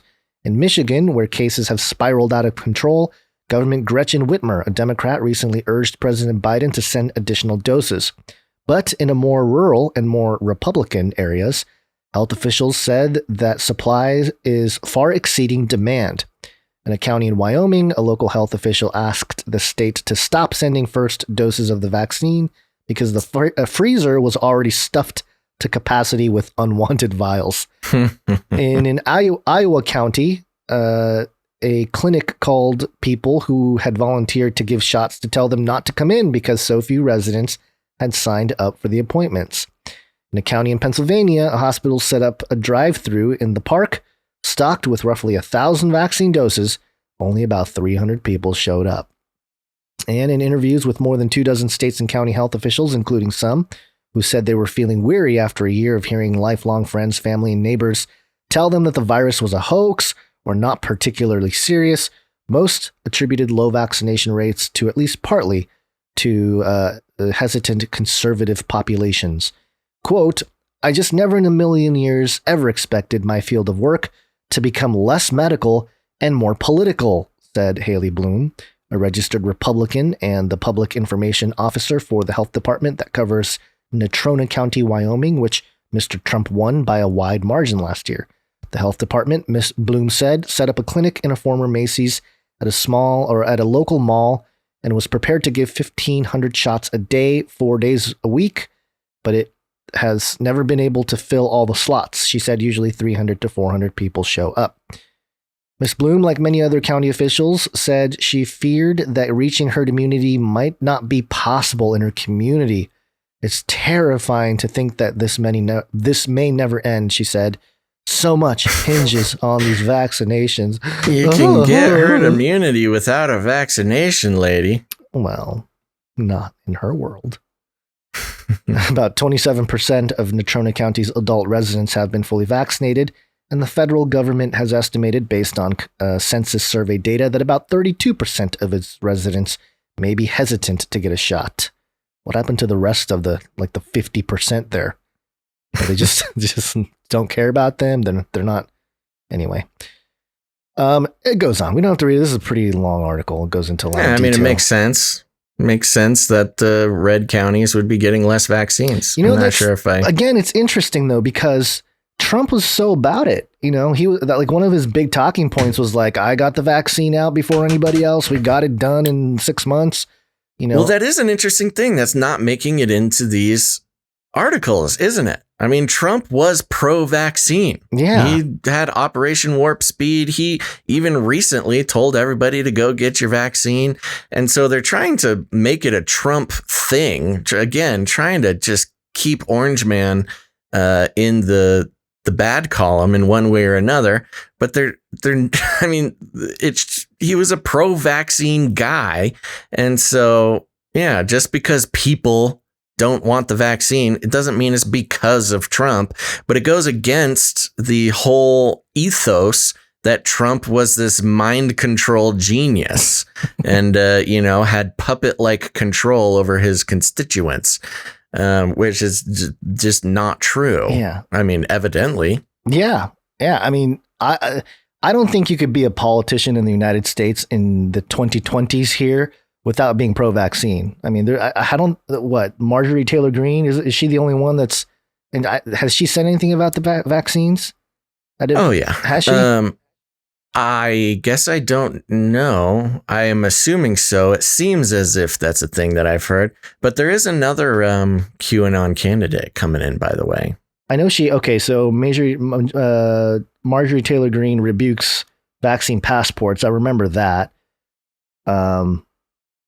And she recently, her whole campaign thing was quote unquote canceled. But yeah, I mean, her caucus. Yeah, I don't think you can really be a politician these days because so much of the money that politicians receive is from big pharma. there's just no way to be a true politician without peddling some of that stuff. Well, it's kind of like the gun control thing too. Yeah. And Biden, you've got so much money from the gun lobbyists that for Biden to go out and ban guns would be politically suicide for his campaign and those connected to him. People bringing up Ron DeSantis. And again, I think DeSantis is another one of those guys that people are celebrating because, he was opposed to the vaccine passports, but I think he was pro-vaccine. I think it was he definitely wasn't anti-vaccine. No, I don't think He's was. anti-vaccine passports. Yeah. He's talking about, how the passports are unconstitutional. But I don't think, I don't think he would come out and be a straight up anti-vaxxer. It's more of a my body, my choice thing. Yeah, it looks like Florida politics, lengthy statement Wednesday. This is a couple weeks ago about vaccines. Let me try to find it here. Well, it looks like it looks like he was all about the rollout of the vaccine. So of course. Yep. I do want to say this next thing on our list here that looks like it should go down into the gun control section. Oh, you know what? It was supposed to be originally when I was putting together today's show. It was supposed to flow into the gun control stuff. We can move it. Yeah, that's fine. Why don't you move that down? I'll do my little combo here. Okay. And then we'll get into the break. All right. Okay. So I said it's all you, bro. It's all me, bro. Well, as we've been following for quite a while now, of course, very concerned about pregnant women and the effects of the vaccine, the experimental phase of the vaccine on pregnant women. Covered the story last week about the women's health issue when it comes to vaccines. Very concerning, but over here on CNN.com, there's a headline: Brazil asks women, if possible, to delay pregnancy over COVID variants. Brazil has warned women to postpone pregnancy until the worst of the coronavirus pandemic has passed, saying that the variants of the coronavirus in Brazil have been more aggressive in pregnant women. Quote, if possible, the women should postpone the pregnancy a bit to a better time so that they can have more peaceful pregnancy. Secretary of Primary Healthcare of the Brazilian Health Ministry, Rafael Camara, said on Friday, quote, we cannot say this to those who are 42, 43 years old, of course, but for young women who can, the best thing is to wait for a little, he said during a press conference. Just wait a little bit. Just wait a little. Brazil is secondary only to the U.S. in terms of COVID-19 deaths, according to Johns Hopkins University. And then it goes into a whole bunch of filler info. So there you go. There's the basics of it. Is the Brazilian government is telling young women not to get pregnant during the pandemic. Don't do it. I don't know why that would be a big deal if they can just get the vaccine. If it's safe for pregnant women, just get the vaccine, protect them. No. Just don't even bother getting pregnant. Now you pair this with this other article from Bloomberg.com and the headline, we must start planning for a permanent pandemic. Dun, dun, dun. For the past year, an assumption, sometimes explicit, often tacit, has informed almost all of our thinking about the pandemic. At some point, it will be over, and then we'll go back to normal. This premise is almost certainly wrong. SARS-CoV-2 protean and elusive as it is, may become our permanent enemy, like the flu, but worse. And even if it peters out eventually, our lives and routines will by then have changed irreversibly. Going back won't be an option. The only way is forward. But to what exactly? Most epidemics appear once populations achieve herd immunity and the pathogen has too few vulnerable bodies available as hosts for its self-propagation. This herd protection comes about through the combination of natural immunity in people who have recovered from the infection and vaccination of the remaining population. You've got your nice new definition of herd immunity there, where it can't be reached without scientific intervention. Goes against, thousands of years of humans surviving pandemics. Don't tell them about that. Sorry, I forgot. In the case of SARS-CoV-2, however, recent developments suggest that we may never achieve herd immunity. Oh, no. Even save us, aliens. Even the U.S., which leads most other countries in vaccinations and already had large outbreaks, won't get there. That's the upshot of an analysis by Christopher Murray at the University of Washington and Peter Piot at the London School of Hygiene and Tropical Medicine. Hygiene. Pee hygiene. The main... Sorry. What? Nothing. Go on. The main reason is the ongoing emergence of new variants that behave almost like new viruses. A clinical vaccine trial in South Africa showed that people in the placebo group who had previously been infected with one strain had no immunity against its mutated descendant and became reinfected. There are similar reports from parts of Brazil that had massive outbreaks and subsequently suffered renewed epidemics. That leaves only vaccination as a path toward lasting herd immunity, except for those who got the vaccine are also not vaccinated against the variants. But okay, whatever you say, Bloomberg. And admittedly, some of the shots available today are still somewhat effective against some of the new variants, but over time they will become powerless against coming mutations. Of course.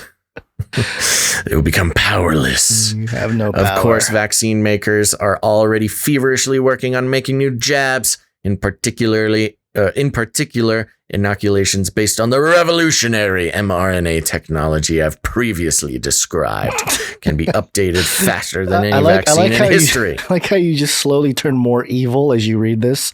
It's almost like taking over your countenance as this evil eugenicist. Yeah. Well, yeah, hey, I just read it off the page, man. Yeah. I'm a news reader. If the article is evil, you got to read it in an evil voice. But the serum still needs to be made, shipped and distributed, and jabbed. When you talk about that right there, I had the picture of the syringe, and you know how they have the little squirt coming out the end? Yes. Oh, yeah. I meant to comment on that. Yeah. The picture at the top is just the most evil looking guy wearing a black mask. Oh, it might be a lady squirting a vaccine up into the air. Yeah, it's quite disturbing. Also, that's obviously not a vaccine syringe because it's like, the vaccine syringes are tiny. You only get like a few milliliters of the thing. It's a Getty image. This is like a gigantic syringe. It's just a Getty image. Somebody has a licensed thing with Getty images, and they just found one with a squirty vaccine or a squirty syringe there. But yeah, I think squirty vaccine. This article is a month old, and the pregnant one I think was much more recent. Oh yeah, but the point is you pair them together. This pandemic. According to Bloomberg here and others, of course, the pandemic will never be over. It's a forever pandemic, permanent pandemic. So all these young women in Brazil, I probably wouldn't wait around for the government to tell you it's okay to have a baby again. That's not number one, that's not. I mean, yes, we humans can make the choices, but it's not entirely up to the people to decide, and especially not told by the government. And you pair this with, I believe it's in Brazil, the big movement toward abortion rights in Brazil. Oh, right. There was a big parade in the streets, and they're all the women were, celebrating. It's like, yay, we can kill babies now. And well, hold on, because yes, in Brazil they just made abortions legal. And recently, one of the heads of this movement, one of the leaders of the pro-abortion movement, died in an abortion procedure. Oh, seriously? Brutal. Oh my gosh. Yeah, she was like the head of the pro-abortion movement, and then they made abortions legal, and she passed away in an abortion procedure. Brutal. And so, yes. Now, of course, those who are are very passionate about the vaccine hesitancy, or sometimes they will proudly claim themselves anti-vaxxers. One of the big reason that they are skeptical of the technology is the depopulation agenda, quote unquote. And so, yeah, if you're talking about a depopulation agenda, first of all, these vaccines have shown to have extremely strange effects on the female reproductive system. We've covered that mainstream story last episode, where it's causing postmenopausal women to start menstruating again. Trans people who are on hormone or gender affirming hormones who have not menstruated in years are starting to menstruate again. Add that with all the VAERS claims, the vaccine, what is it called? Damage settlements thing. Yeah. Yes, the reporting system. VAERS is reporting lots of miscarriages. And now you have the Brazilian government just straight up telling women not to have babies during the pandemic. Meanwhile, they're having the abortion revolution. And, the pandemic, theoretically, if you believe the mainstream, is never going to be over. So there's some very strange things happening that the depopulation awareness folk are very aware of. We should invite fewer people to be born. Yeah, straight out of the playbook. There you go. Yeah. And of course, depopulation has been a big movement among the elites for a long time.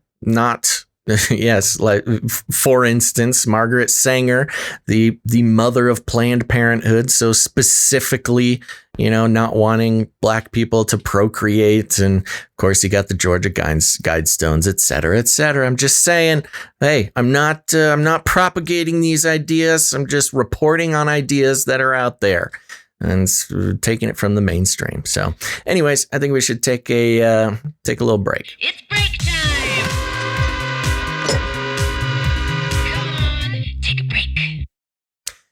Okay, folks, we're just going to take a quick break, but don't go anywhere, because after the break, we've got, a great piece on CRISPR. We've been uncovering some of the downstream genetic effects of CRISPR that are now being taken seriously by gene editing scientists. Of course, we've got our politics section, going to be talking about Maxine Waters inciting an insurrection and, DeSantis and all the good stuff. You're going to want to pay attention to that. And then, of course, at the end, we're going to follow up with some of the shootings going on and some of the things that are being kind of kept quiet about the gun control issue and the mass shootings going on recently. So stick around after the break. You don't want to miss it. But first, we're going to thank some of our producers. Yeah. For some reason, I thought we had a jingle to go there. Do we not? No, I don't think we do. Not exactly. We should, but seems like something we should have. But anyways, but those of you out there who might be new to the show, just want to catch you up with something going on. You might have noticed that there's no advertisements on the show, at least none that we benefit from. There's no affiliate codes. There's no, we're not selling any supplements, some vitamin fusion supplements. I'm not trying to do any of that. In fact, we are strictly on the value for value model, because we believe that every corporate sponsorship is a form of censorship. That's right. And as you heard from Susan Wojcicki herself, the winner of the Freedom Alliance Freedom Speech Award, that sponsored by YouTube. Sponsored by YouTube that's the thing. Advertising is, the thing. Advertising is the main way that the big tech companies are funding themselves. 99% of the revenue from Facebook and Google and YouTube, it's all coming from advertising. Now, what does that mean? Well, I'm just going to say it. Advertising is evil. It's straight up evil because it was invented by Edward, not because, but including the fact that advertising was created by the nephew of Sigmund Freud. His name's Edward Bernays. He was brought over from Europe by the CIA to do some PR work. He invented the concept of PR and advertising for the CIA and then was let loose on the private sector. And that's where we got advertising. That's where we got PR. And, but enough about him. There's also connections with, the Hegelian dialectic, creating a problem in order to sell you the solution. And of course, brainwashing, mind control. It's all wrapped up. And you might think it sounds kind of crazy, but, you just take it from me. Go research it yourself. It's going to offend you when you realize what's really going on with the advertising industry. And it's sad because advertising has become a main way that a lot of people, especially creators of content on the internet, are able to support themselves and continue creating what they create. But not us. We are on the value for value model, which is a simple system where we create the value, we put it out 3 times a week, we try the very best we can. And if you get any value out of what we do here, you have the opportunity. Some might call it a responsibility, but whatever it is to you, you can become a producer of the show by supporting it in many ways. One of those ways is to support the show financially. And, it's one of those things. It's part of a rebellion against the global theology of advertisements. When we first started with the value for value model, we got people telling us all the time, it's okay, just do ads. I'd rather do ads than, have to think about taking responsibility for my own media future. Just brainwash me. Just let the industry brainwash me so I can get everything for free. And look, we understand. We are brought up in the same world as you, but no, we are taking an active role in defiance of the spiritual stronghold of advertising. And if you want to participate in that, you can become a producer of the show. And I do mean producer. That's not a cute title. It's not a cute nothing.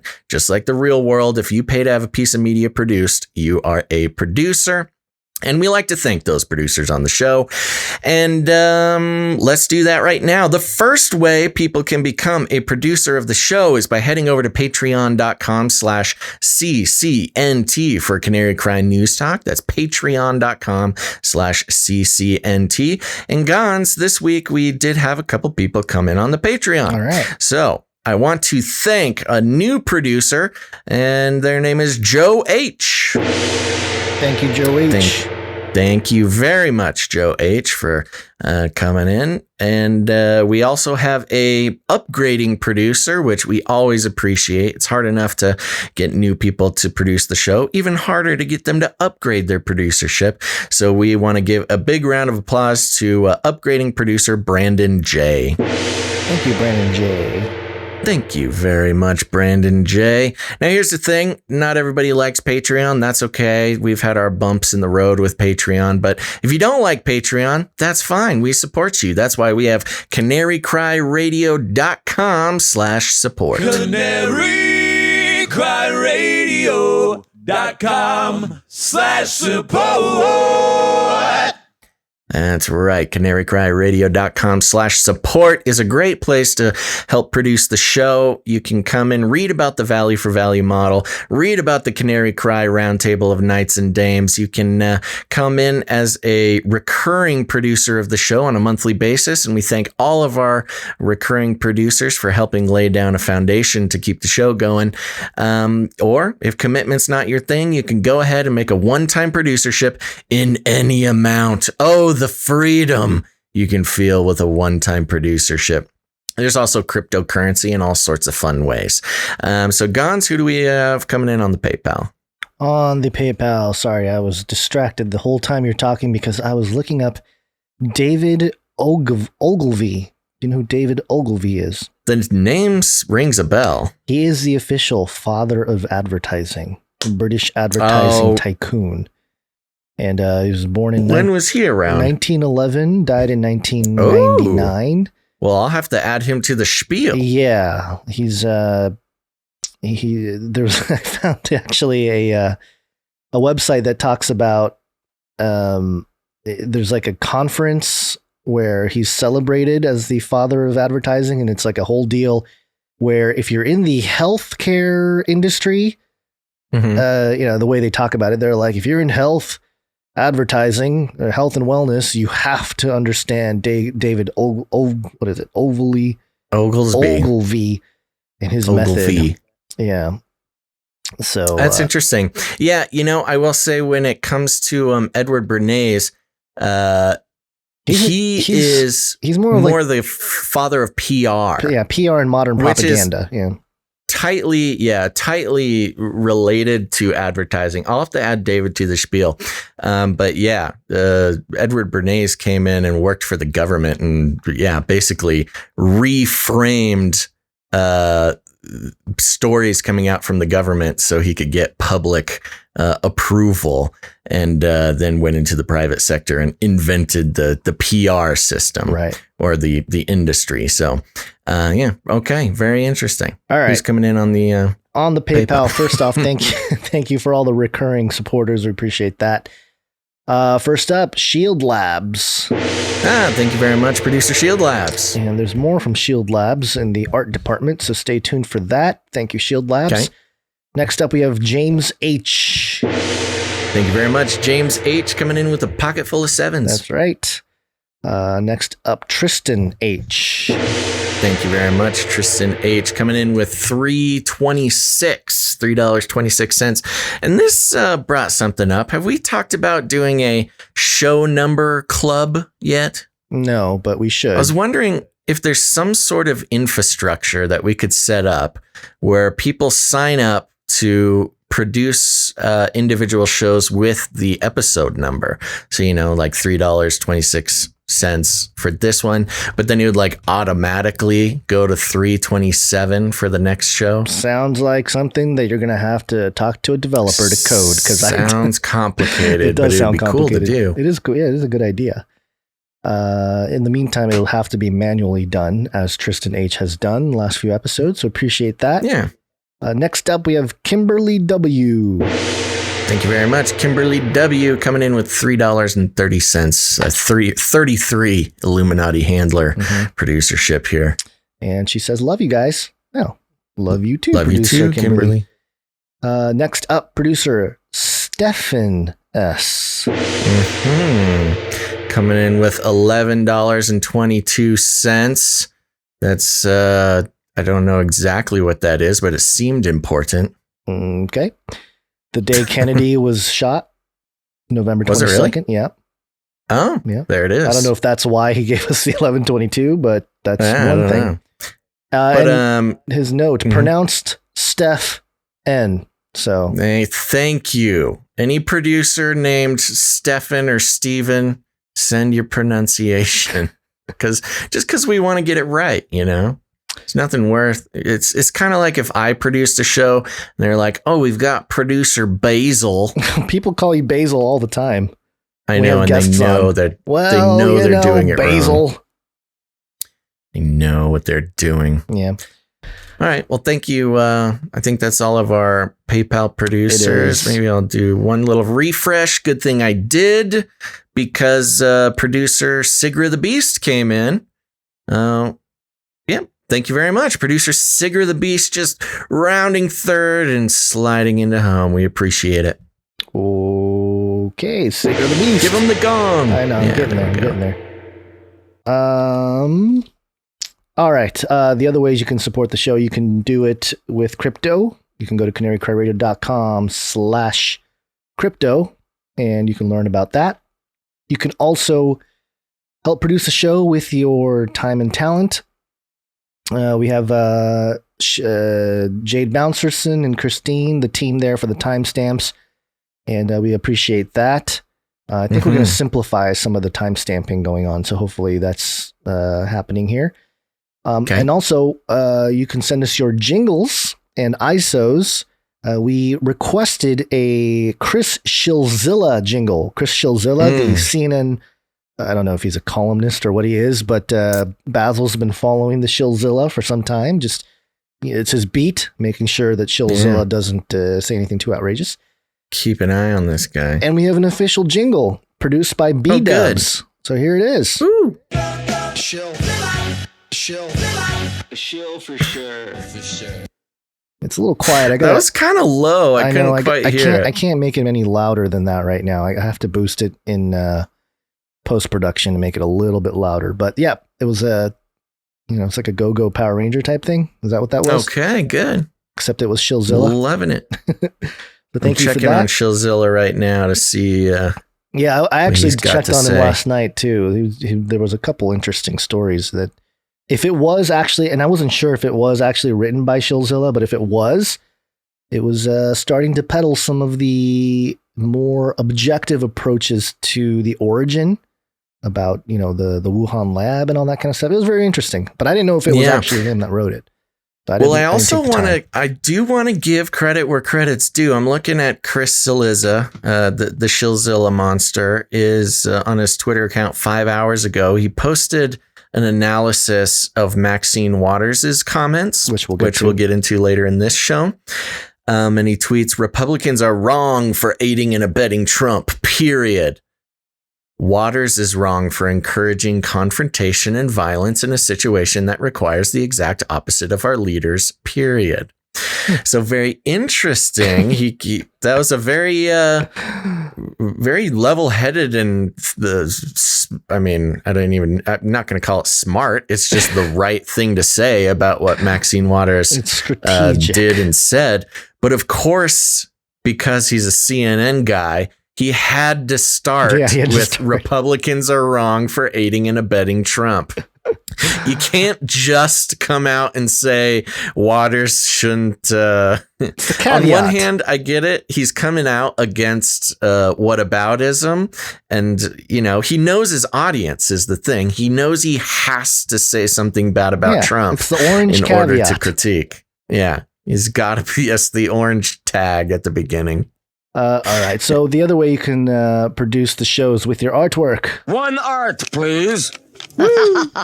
And speaking of BLM, we have a few pieces here to share with you. This first piece, hold on, I gotta move these in. Sorry, I had a situation here with my tabs, but I am getting it done. Oh, here we go. This first piece is from producer Kaylin's mom. All right. She wanted to send this drawing of Joe Biden and Kamala Harris. She also asked to tell us about the BLM flag standing over the broken cross, showing the state's priorities. Yeah. Well, this is great. This is, producer Kaylin's mom. I think, was it Kaylin who does these pieces of art for us? I think so. Is it? No, I believe because the name that came in the email was not Kaylin. It was something else. Right. What I'm saying is Kaylin's mom is sending it on behalf of Kaylin. Oh, I see. I'm pretty sure this is a piece of art created by a very talented younger person. Ah, okay. Yes, of which I don't think we have the name. Maybe we do. I forget. But it's a great piece. For those who are just listening, up in the sky there, we've got the Earth wearing a mask with some very sad eyes. Hovering or looming over the Earth is a devil-like figure with a Chinese flag for a head, which is flaming. And this figure is holding the puppet strings of hairy legs Joe Biden on one hand and Kamala Harris on the other hand. Virus, syringes, and money raining down from the sky. Yes. I just want to mention the hairy legs Joe Biden puppet is wearing shorts, does have very hairy legs, and a crown floating above his head there. Yep. And between them, is a BLM flag hovering over a broken cross. So thank you very much, producer Kaylin's mom, for sending that in. And we extend our thanks to the artists of this piece. Very good. Thank you so much. This next piece is from Shield Labs and Smiley Pants 707 from Canary Cry Community. Yes. It's a very cool piece. It's I don't know, you got to describe it a little bit, but the note here says this was a collaborative work with Smiley Pants 707 on Canary Cry Community or .community by Shield Labs here. They had this concept that needed turned into an art, their vision, a coal miner AI with a canary in a vaporwave techno world with the Tower of Babel in the distance. Behold! So there you go. Concept by Smiley Pants 707. Artwork Excellent materialized execution by Shield Labs. And we have, just That's what what it is. Was said there. On the right, we've got a sort of techno cyborg coal miner holding a canary in his hand in some sort of ethereal cube cage in this beautiful vector wave 80s style glowing pink landscape with the Tower of Babel in the background. Vaporwave, not vector What did wave. I say? You said vector wave, but it's okay. Who? I think they both count. Yeah, I'm sure. I think I said vector because of the lines, Okay. Yeah. But anyways, thank you very much both to the conceptual artist Smiley Pants 707 and the artist Shield Labs. Very good. Thank you for that. And it kind of goes with a lot of the themes that we've been putting together here. Next up, we have producer Ali coming in. The note here, looky over here, folks, an assortment of prizes of questionable value awaits. All you have to do is subject yourselves to either an experimental gene therapy treatment or a chance to get your very own rare blood clot lottery shot. Now, don't you worry, feeble-minded fearmongers. Nobody has died of these shots yet, that we will admit. Step right up and don't be shy. It'll be quick, no time to cry. Get your jab and you can grab. Close your eyes and pick your prize. And there's that was good. There's a collar. There being what is it called? Like a circus? Not a circus collar. What is the other word for circus? Why can I not remember it? Clown world? Fair. A fair collar. A fair collar. Okay, yeah. Yeah. Or a festival. Yes, and we've got our prizes here for playing the fair game. We've got the teddy bear. Looks very sad teddy bear. But you've got your Jab Light, can of Jab Light there, referring to Budweiser giving away beer, or Anheuser-Busch rather, giving away beer for a jab. And on the right, got your donut. Don't forget your Jab donut. It's a shiny glazed donut, no sprinkles. Barker. Apparently. That's what Carnival Barker. Thank you, Carnival Dento Barker. Beam. Yeah, that's right. Yes, that's right. Carnival Barker. Yeah. There you go. Okay, thank you very much, producer Ali. That's Gazlyn Bonds in the chat, everybody. And I like the poem. I like the little rhyme. Yes, because it's for some reason, it's interesting how these things happen. Because our next producer also came up with a rhyme, and that was producer Joe. And he has a note here. Hello, Basil and Gons. I've been tuning in for many years and have always appreciated your perspectives and commentary. I believe your work is more important now than it's ever been and am so thankful to have access to content like this. I can't imagine a day where Canary Cry is no more and feel the call to support the show so you can stay on the air for years to come. In that spirit, I wrote you a poem and dusted off the old Photoshop to create my own rendition of Gonzo with his best buddy Basil, the googly-eyed canary. And it's a picture of the Muppet Gonzo with glasses and a hat with an open cage, think outside the cage, holding a Muppet bird? A big Muppet canary with googly eyes. I like how I'm just holding you by the hips. It just brings visions of joy. It's like our couples picture we're going to take. I know. Don't let the wife see this one. The limerick here reads, Rosewater's red, Gonzo is blue. Think outside the cage and expand your worldview. Very good. Great job. I actually did share this one with the wife, and she responded, I like your new model, the support model. She's coming around, folks. Oh, we're doing it, folks. Thanks to the producers for they're the only ones who are able to convince your wife that this is a good idea. Yeah. So I think that's all the artwork we got today, and I think that does it. Oh, we do have. We should mention the meetup real quick. Let me find that piece from Ciara with the meetup list there. There's one coming up. I think it's this weekend, isn't it? The Pacific Northwest. The 24th, I believe. Yeah, Pacific Northwest happening on the 24th of April. Yeah, on Saturday. You got May 22nd in Florida, SoCal June 26th, Arizona July 24th, and Missouri September 11th.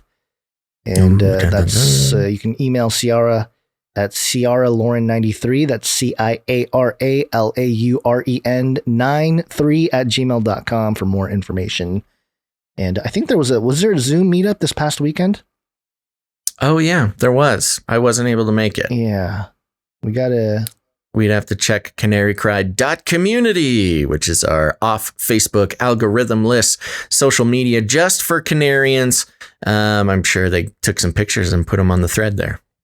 From the Zoom call? Like screenshots? Yeah, they do sometimes. Oh, yeah. Cool.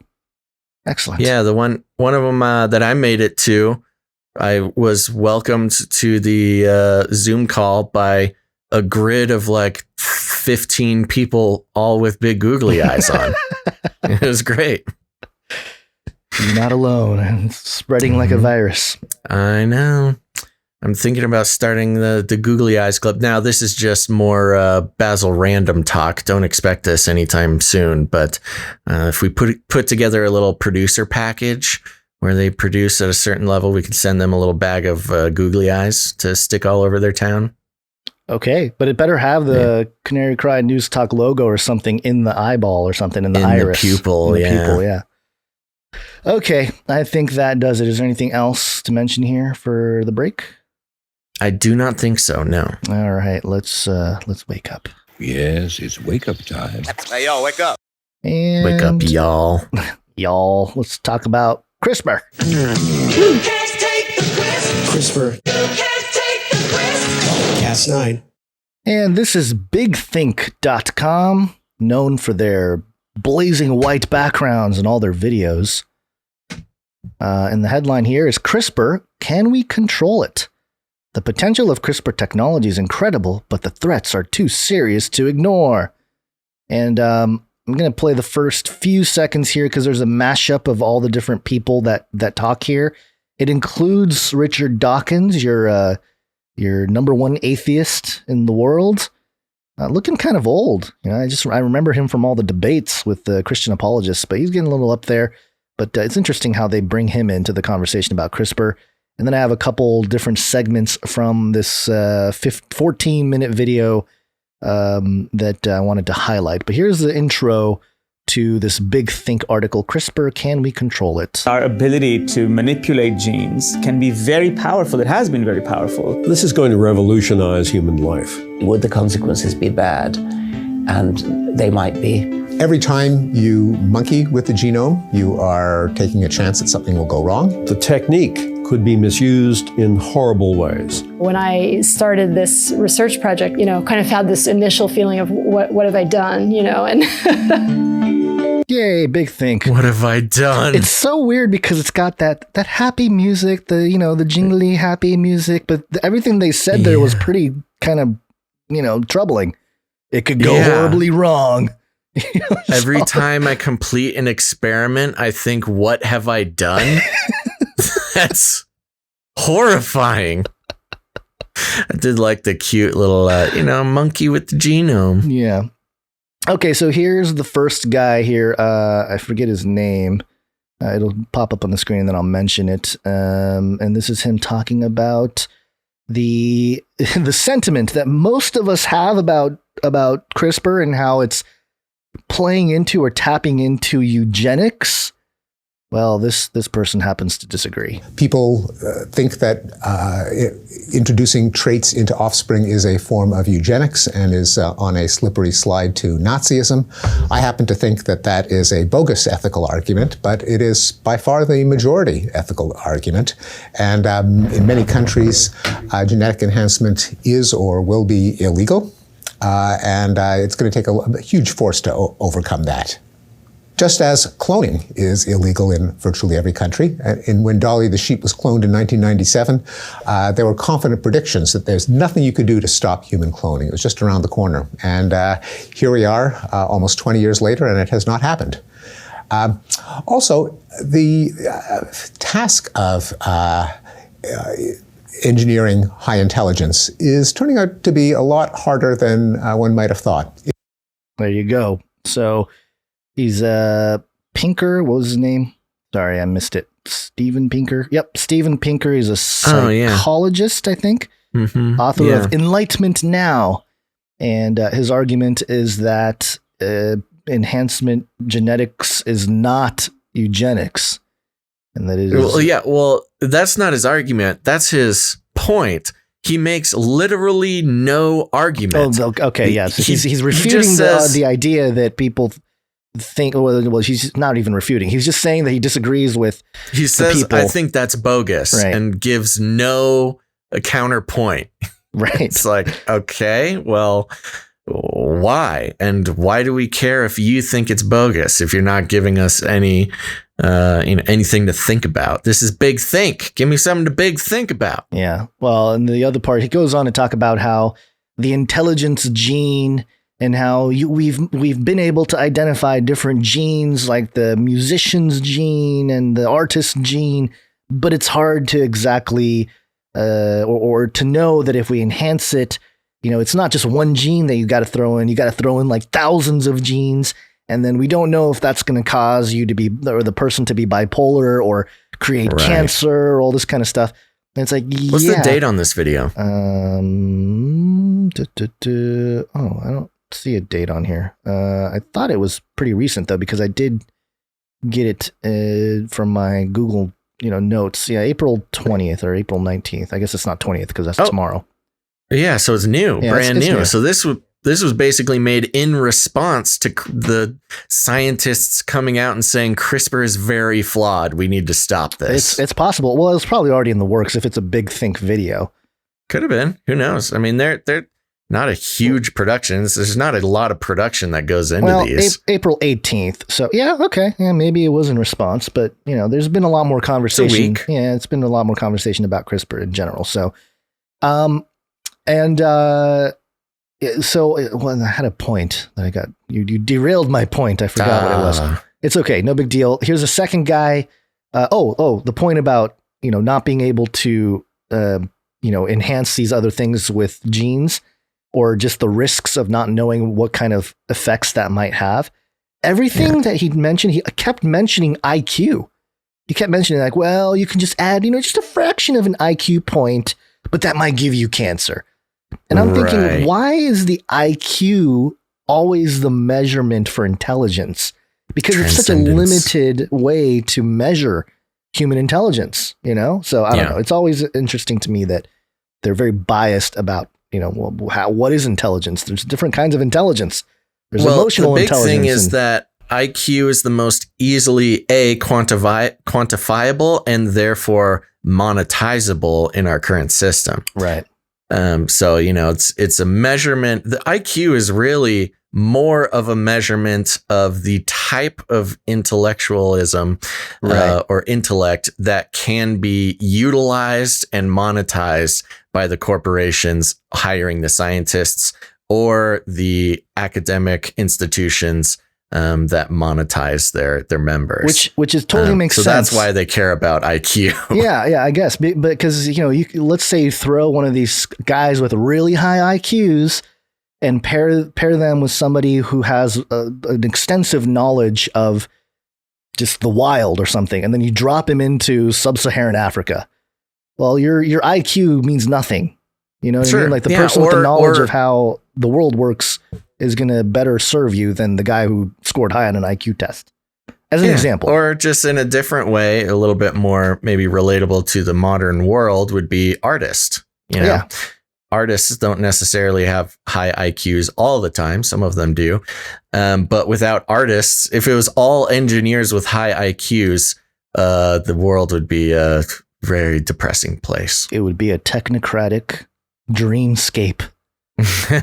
That's a good point. Okay, so this is the second clip here, talking about eugenics and connecting it to Nazi Germany. The road to eugenics was paved with the best intentions, and it was a series of, you can almost see the world tipping towards horror. Step by step by step. It seemed like one iterative step didn't seem that much. And yet, as you accumulated all of these, very soon you went from, in Nazi Germany in particular, starting with trying to eliminate or sterilize those who were somehow physically different from others, all the way including folks who were deaf, folks who had various neurological diseases, and then sort of marched inexorably towards other forms of identity, including, obviously, Jews, gypsies, homosexuals, and so forth. So it's worthwhile remembering that progression that occurred in the 1930s was perceived by citizens at that time as part of a progression. So it's incredibly important to remember that history when we step, as we are going to, as we're stepping towards the genetic modification of human embryos, or even to some extent the genetic modification of other animals or plants. We have to remember that it seems as if there's a progression, but all of a sudden, by the time from the beginning till the end, you may land up in a very different place. There you go. So he's admittedly... It's weird because he's warning about it, number one, but also saying we just don't know what's going to happen when we step into genetic engineering, which we will. It reminds me of the Bush Senior. When we'll have a new world order, and we will. Do you remember that? Yeah. But very interesting. I'm glad that they're aware that there is this comparison to eugenics and the concerns about CRISPR and where that's taking us. I mean, it's literally eugenics 2.0. But I don't necessarily get any comfort from guys like this who are like, yeah, and see, they all thought it was a good thing, and then they ended up in genocide. So we may start with good intentions, but you never know. We may end up in genocide again. It's like, what are you going to do? What are you going to do? You never know until you try. Hey, we're just humans. Right. Yeah. So that's your big think. Think big, Basil. Eugenics. Make it happen. Yeah. Well, good thing they got all those high IQ individuals to get together and figure it out for us.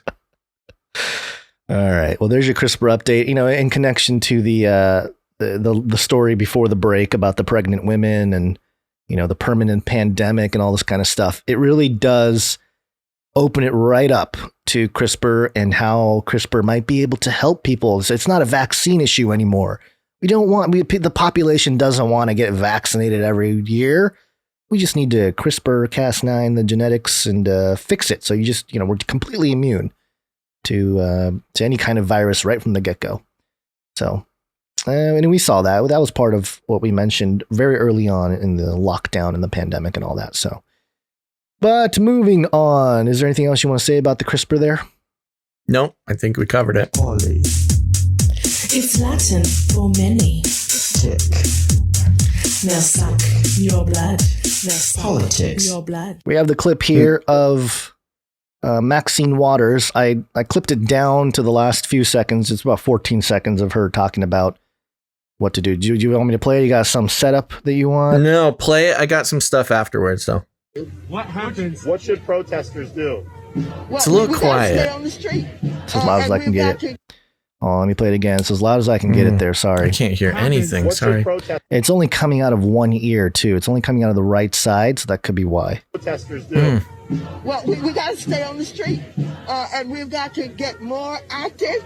You got to stay on the street. You got to get more active. We've got to get more confrontational. We got to get more confrontational. We've got to make sure that they know that we mean business. They got to make sure that they know we mean business. Mm-hmm. There you go. Yeah. So, and this was, I believe this was in Minneapolis. She was coming out and saying that. And of course, it was in response to the Chauvin trial, which actually closing statements are today. They're actually happening during the show. I think they're still going. But another thing she said was that, to paraphrase, they demand a guilty verdict. And if it's not a guilty verdict, Shoot, what did she say? Something very threatening. But this is nothing new for Maxine Waters. She was also the one that came out last election cycle. Or was this? Yeah, I don't have it. Yeah, I think this was during the Trump Hillary election cycle, where, you know, Maxine Waters came out and basically called for assaults on Republican colleagues in restaurants, at gas stations. Every time you see them, you know, let them know how you feel. And this resulted in plenty of pretty nasty confrontations. Famously, the one in the restaurants that got I believe is an African-American Republican assaulted by white people because of what Maxine Waters said. She's, you know, she knows she's playing this. Yeah, she's a provocateur. It's kind of part of her political brand. But this was another example of that. And I got a couple things I want to bring in response to this. First of all, it was pointed out hilariously. This is over on townhall.com, which is a right-leaning outlet, but they had a fun little detail here. The headline being, Maxine Waters requested police escort before screed advocating for violence. Documents show. They actually have the documents here because she crossed state lines to come to this event and make this appearance. But let's see what it says here. New documents obtained by Town Hall show Democratic Congresswoman Maxine Waters requested an armed police escort to Minneapolis over the weekend, where she called for violent activists to stay in the streets during a protest against law enforcement. And they have the document here, the VIP document that you request from police organizations to get a police escort. So yes, she was worried enough where she needed a motorcade to visit these people to tell them to be more violent. So that's kind of cool. Good one. I like how the risk factor in here, moderate. Yes. Yeah. It's an interesting document. Not that interesting, but name of protectee Maxine Waters, title of protectee Congresswoman, risk factor moderate, tactical team. No. Yeah. Number of cars in motorcade. 1. Yeah. 1. Just 1. Special requests, selected values for special requests, special mobile lounge. Oh gosh, need a lounge before I go out and confront the people. It's basically a limousine, maybe. What is a special mobile lounge? Police escort in and out. She wanted a burger. She wanted a cheeseburger with her police escort. Is that what that is? Oh, that's good. Yeah, funny. Now, there's this thing to follow up over here on MSN.com, which is mirrored from the Washington Examiner. Pelosi was asked to respond to Maxine Waters' comments. Pelosi, no need for Maxine Waters to apologize because, quote, more confrontational call did not incite violence. We'll see, Pelosi. House Speaker Nancy Pelosi said that Representative Maxine Waters does not need to apologize and did not incite violence by calling to get more confrontational if police officer Derek Chauvin is not found guilty. Okay, this is being published before, well, I don't know. This came out an hour ago. So did they come to a conclusion of Chauvin's thing? They must not have if this is what they're peddling. Well, what I'm saying is... Oh, because Pelosi said there's no violence? There's no violence. Well, she doesn't know if there's no violence if they haven't found him guilty or not guilty. So, anyways. Do you know the trial, by the way, just as a side note, the judge almost called it a mistrial because the prosecution didn't share some specific information to the defendants. Really interesting stuff. And usually the defendant will ask for a mistrial in that situation, but the judge threatened it. I was like, whoa, man, that's crazy. But I don't think that it was just a threat because obviously the prosecution didn't. They're not playing by the rules here, which is not surprising. But you know, they are making closing arguments today during the show, and I kind of have been having it pulled up, trying to keep an eye out. Let me look to see if there's any update. When you start hearing gunshots outside, you'll know the results are in. CBS here, Derek Chauvin trial. Testimony complete now. This is from 4/15/21. Yeah, I'm not seeing anything right now at all. Yeah. So maybe they're filibustering. Yeah, something. I don't know. Keep an eye out. Somebody in the chat, if you get any news, let us know. But let's continue here. Quote, "No, I don't think she should apologize," Pelosi told the Hill Pool on Monday. Maxine talked about confrontation in the manner of the civil rights movement. Okay, so there's a translation here. Asked whether the comments from Waters, a California Democratic Congresswoman, incite violence, Pelosi said, "No, absolutely not." No. Waters this weekend traveled to Minnesota and joined in protests over the trial of Chauvin, who is charged with second-degree unintentional murder, third-degree murder, and second-degree manslaughter in the death of George Floyd, a black man, last year. If there is not a guilty verdict, Waters said, we've got to get more confrontational. Her comments prompted widespread outrage from Republicans and Chris Shilzilla. Don't forget, House Minority Leader Kevin McCarthy said Sunday that Waters was inciting violence and warned that if Speaker Pelosi doesn't act against this dangerous rhetoric, I will bring action this week. Ooh, threats from Kevin McCarthy. Georgia Republican Representative Marjorie Taylor Greene said that she will introduce a resolution to expel Waters from the House, a threat that has also been used against the first-term GOP lawmaker. Quote, "That woman on the floor should be apologizing for what she said," Pelosi told reporters, appearing to refer to Republican Michigan Representative Lisa McClain, who gave a speech on the House floor criticizing Waters after Pelosi opened Monday's session. Quote, "I myself think we should take our lead from the George Floyd family. They've handled this with great dignity and no ambiguity or lack of or misinterpretation by the other side," Pelosi said. What? What does that have to do with anything? She's drunk. Don't worry about it. Waters, an 82-year-old Congresswoman who joined the House in 1991, has long been known for her incendiary statements. Yeah, that's true. And she had her "shut your mouth" comment recently too. Anyway, so there you go. We will see if once this sentencing actually is done. I mean, the fact of the matter is, with or without Maxine Waters, Chauvin being found not guilty is going to end badly. So who knows if she's adding any incitement, but sure put her in a pickle if it does. The goalposts are going to move regardless. They can say, second degree murder or something like that, and they'll freak out. It's not first degree murder, whatever it is. It's going to move. Right. People are going to flip. Yeah, there's no winning for anybody in this situation. Yeah, whatever the reason, they're going to go out and destroy, and those people are probably getting paid by Soros or someone. Oh, you can't say that. Oh, guys. I mean, a sore rose. You know, those roses that are sore. Which, by the way, there was a story we didn't cover today, but do you know Peloton, the company that Soros invested in? Mm-hmm. There was a story out about how there's like kids getting stuck under these Peloton things. One has died. 40 has gotten stuck under them. From a Peloton? Yes.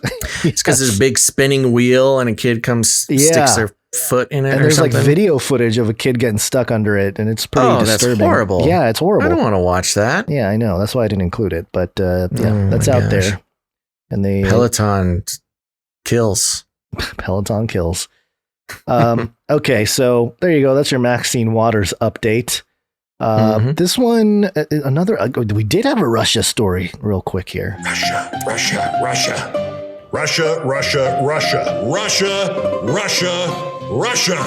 I don't want to spend too much time on this, but this is from mirror.co.uk.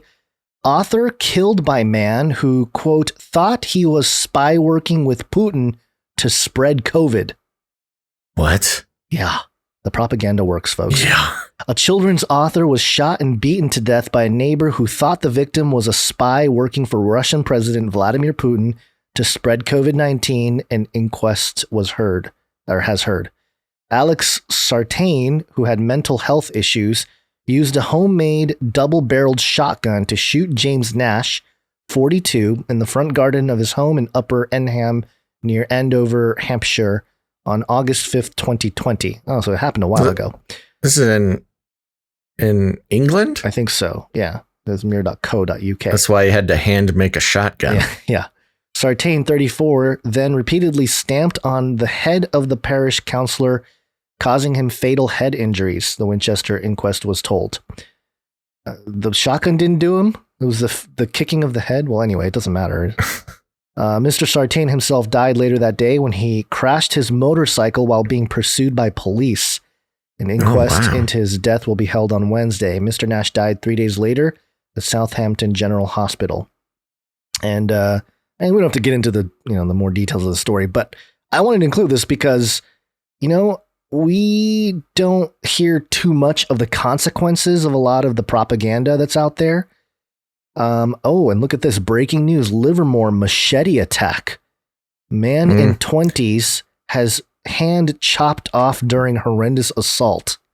Yeah. Oh boy. That's the problem. The knife problem in England. They got rid of guns, and lo and behold, the darkness of man expresses itself through knives. Yeah, it's not the object of the killing. It's just, the heart of man, the fallen nature. Real quick. I did just see here the Chauvin case has gone to jury. Okay. Well, that's it's kind of jury expected. Deliberation. Who knows how long that'll take? Yeah.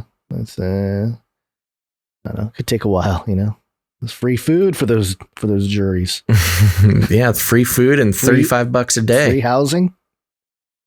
But anyway, I thought I'd include this story because, again, we don't necessarily hear about the consequences of the propaganda unless it serves one side or the other of the political argument. And right now, obviously, a lot of it is in support with the left and the progressive side of the aisle, and anything that affirms that narrative is played out on media.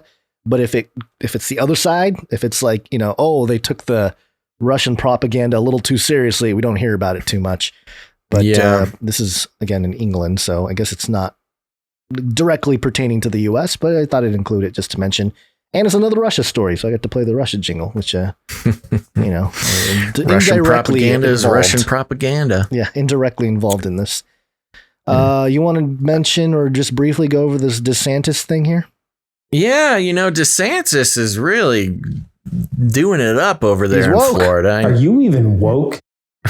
No, he's anti-woke. This is coming from Yahoo News. The headline is DeSantis hints. Oh, Yahoo News just kicked me out. Why'd you do that?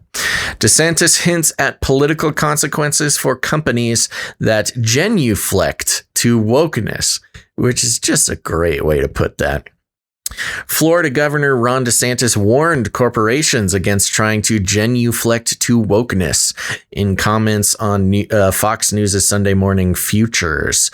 When asked what he thought about Major League Baseball's decision to move the All-Star game away from Atlanta, Georgia, DeSantis hinted that corporations should expect some form of retaliation.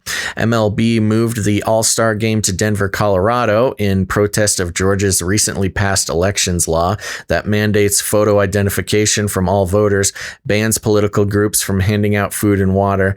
You know what? We never really went over that to its full extent. Yeah, but we did, though. We talked about how it was. Yeah, not how it's super deep.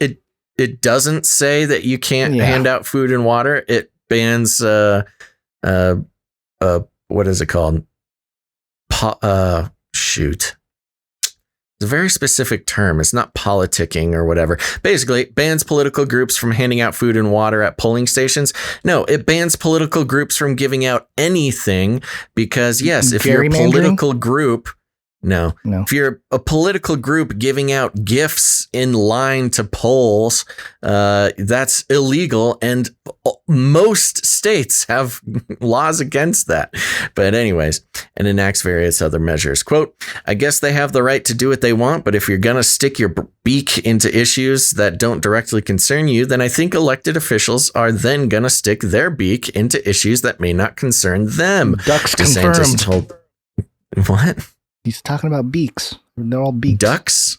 Ducks confirmed? Yeah, ducks have beaks, don't they? Okay, go on. Go on. No. We're stopping the show, Gons. Are you calling DeSantis a duck? No. I will say this. He's an eagle, Gons. Oh, he's a phoenix. Patriot. He's a phoenix. Ducks have bills. Okay. Interesting little threat here. Sorry, ducks have bills, not beaks. Oh my gosh. I'm being corrected in the chat save multiple it for your times. duck podcast. I'm just, for the sake of Susan. Sorry, Susan. Ducks. That's disinformation from my mouth.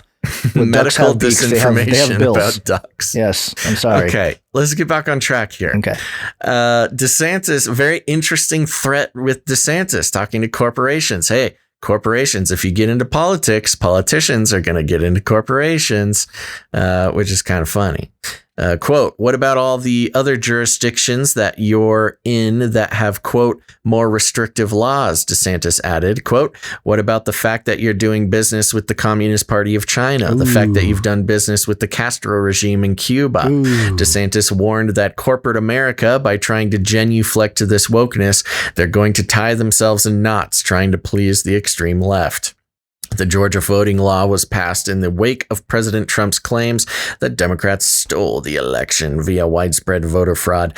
Democrats, including President Biden, have criticized the Georgia law as an update on Jim Crow laws. I can't believe they are referring to Biden saying this. They're inadvertently bringing up Jim Eagle. I know. Yeah, without saying Jim Eagle, they're basically, they're bringing it up. And Biden was found to have spread disinformation about the Georgia laws, too. Mm-hmm. He got fact checked by liberal outlets, by Politico. Yeah. Wow. Dummy. Okay. Hundreds of corporations signed a letter last week opposing discriminatory legislation that would make it harder to vote.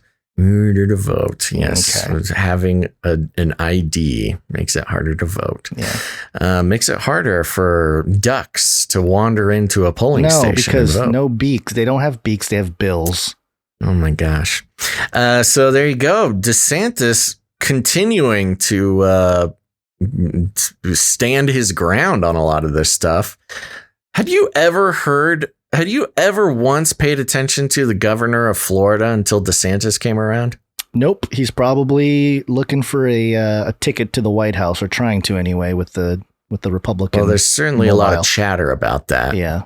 He's doing okay, winning the people over. He's saying all the right things to stoke the Trump. They love him over there. The Trump crowd. So, it's all part of his tactic. Okay. Yeah. Speaking of Mr. President, former President Trump, we will launch a new age. New York Times, 100 days without Trump on Twitter. A nation scrolls more calmly. Subheading, Democrats are breathing easier. Republicans are crying censorship. For all the country's news consumers, a strange quiet has descended after a 4-year bombardment of presidential verbiage. That soothing sound that Gary Cavalli hears emanating from Twitter these days, it is the sound of silence. Specifically, the silence of former President Donald J. Trump. As if their world is Twitter. It is. It's interesting. That's the thing. Yeah. Quote, my blood pressure has gone down 20 points, said Mr. Cavalli, 71, whose obsessive hate following of Mr. Trump ended for good when Twitter permanently barred the former president in January. Quote, not having to read his latest dishonest tweets has made my life so much happier. End quote. It seems like yesterday, or perhaps a lifetime ago, that Mr. Trump swaggered through the corridors of Twitter as if he owned the place, praising himself and denigrating his enemies in an endless stream of poorly punctuated, creatively spelled, factually challenged, all caps diatribes that inflamed, delighted, and terrified the nation to varying degrees. That all ended on January 8th, 2 days after a mob, egged on by his incendiary remarks, had stormed the United States Capitol in an ill-conceived effort to overturn the results of the presidential election. 100 days have now elapsed since the start of the ban, a move that raised questions for free speech and censorship in the social media age, upset pro-Trump Republicans, and further enraged a now former president who still refuses to accept the fact that he lost the election. To many of the former president's detractors, the absence of a daily barrage of anxiety-provoking presidential verbiage feels closer to a return to normalcy than anything else so far in 2021. Quote, "I legitimately slept better with him off Twitter," said Mario Marval, 35, a program manager and Air Force veteran in the Cincinnati area. Quote, "It allowed me to reflect on how much of a vacuum of my attention he became." Yeah, you think the mind control. Can you imagine living a life where it gets that much better with a man off of Twitter? This is a level of psychosis. I'm telling you, it really is. Have been just mind control is not even like a strong enough word. I don't think. These people deranged. It's the Trump derangement syndrome. Yeah, it's crazy. And the sad part is that it's not the act of Trump tweeting that's really doing it to them. It's the media putting it in the echo chamber, echoing it, writing articles on articles and talking about it all the time. If they just let the guy tweet and nobody talked about it, these people would live much better lives. Yeah, wow, that is so sad. Yeah, a couple more. I have some things highlighted here. For Matt Lease, 29, a music professor in Bloomsburg, Pennsylvania, the Twitter suspension was akin to a clearing of the air. Quote, "It's like living in a city perpetually choked with smog, and suddenly one day you wake up and the sky is blue, the birds are singing, and you can finally take a full, non-toxic breath." It was very articulate, though. Yet for millions of Trump loyalists, his silence has meant the loss of their favorite champion and the greatest weapon in their fight against the left. Quote, "I miss having his strong, conservative, opinionated voice on Twitter," said Kelly Klobes, 39, a business manager from southern Wisconsin. Quote, "Other people have been allowed to have free speech and speak their minds, and they haven't been banned. Unless you're going to do it across the board, you shouldn't do it to him." I highlighted this because at the beginning of the paragraph where it quotes her, because, they're trying to call her, they're trying to paint any Trump loyalist as crazy, right? Mm-hmm. And they kind of start off, you think like, oh boy, it's going to be a crazy lady, and then what she says is like, yeah, free speech should be for everybody. But then are people reading this in the New York Times like, oh, this crazy Trump loyalist thinks free speech should be for all? Like, why would they do? Like, it's just a weird way to paint the people who support Trump. Well, and the sad part is that I think a lot of them are thinking that. I know. Yeah. They're just following the brainwashing. And you set them up and say, this person's a Trump supporter. Listen to what they said. I believe in free speech and that people should be able to say what they want. Oh, she's a Trump supporter and loves free speech. Well, you know me. I've always hated free speech. I hate it. Don't even get it near me. But how significant is the noise is another highlighted section here. I skipped a whole bunch of stuff. Many Republicans still seem to be hanging on Mr. Trump's every word, but others say that without Twitter or indeed the presidency, his voice has been rendered nearly impotent, much the way Alpha, the terrifying Doberman pinscher in the movie Up, becomes ridiculous when his electronic voice malfunctions, forcing him to speak with the Mickey Mouse-like voice of someone who has inhaled too much helium. Wow, what a metaphor to draw. I just think it's, out of all the metaphors you can really invoke for this, he chose Up. Like, why Up? Up is like the most innocent, like feel-good movie.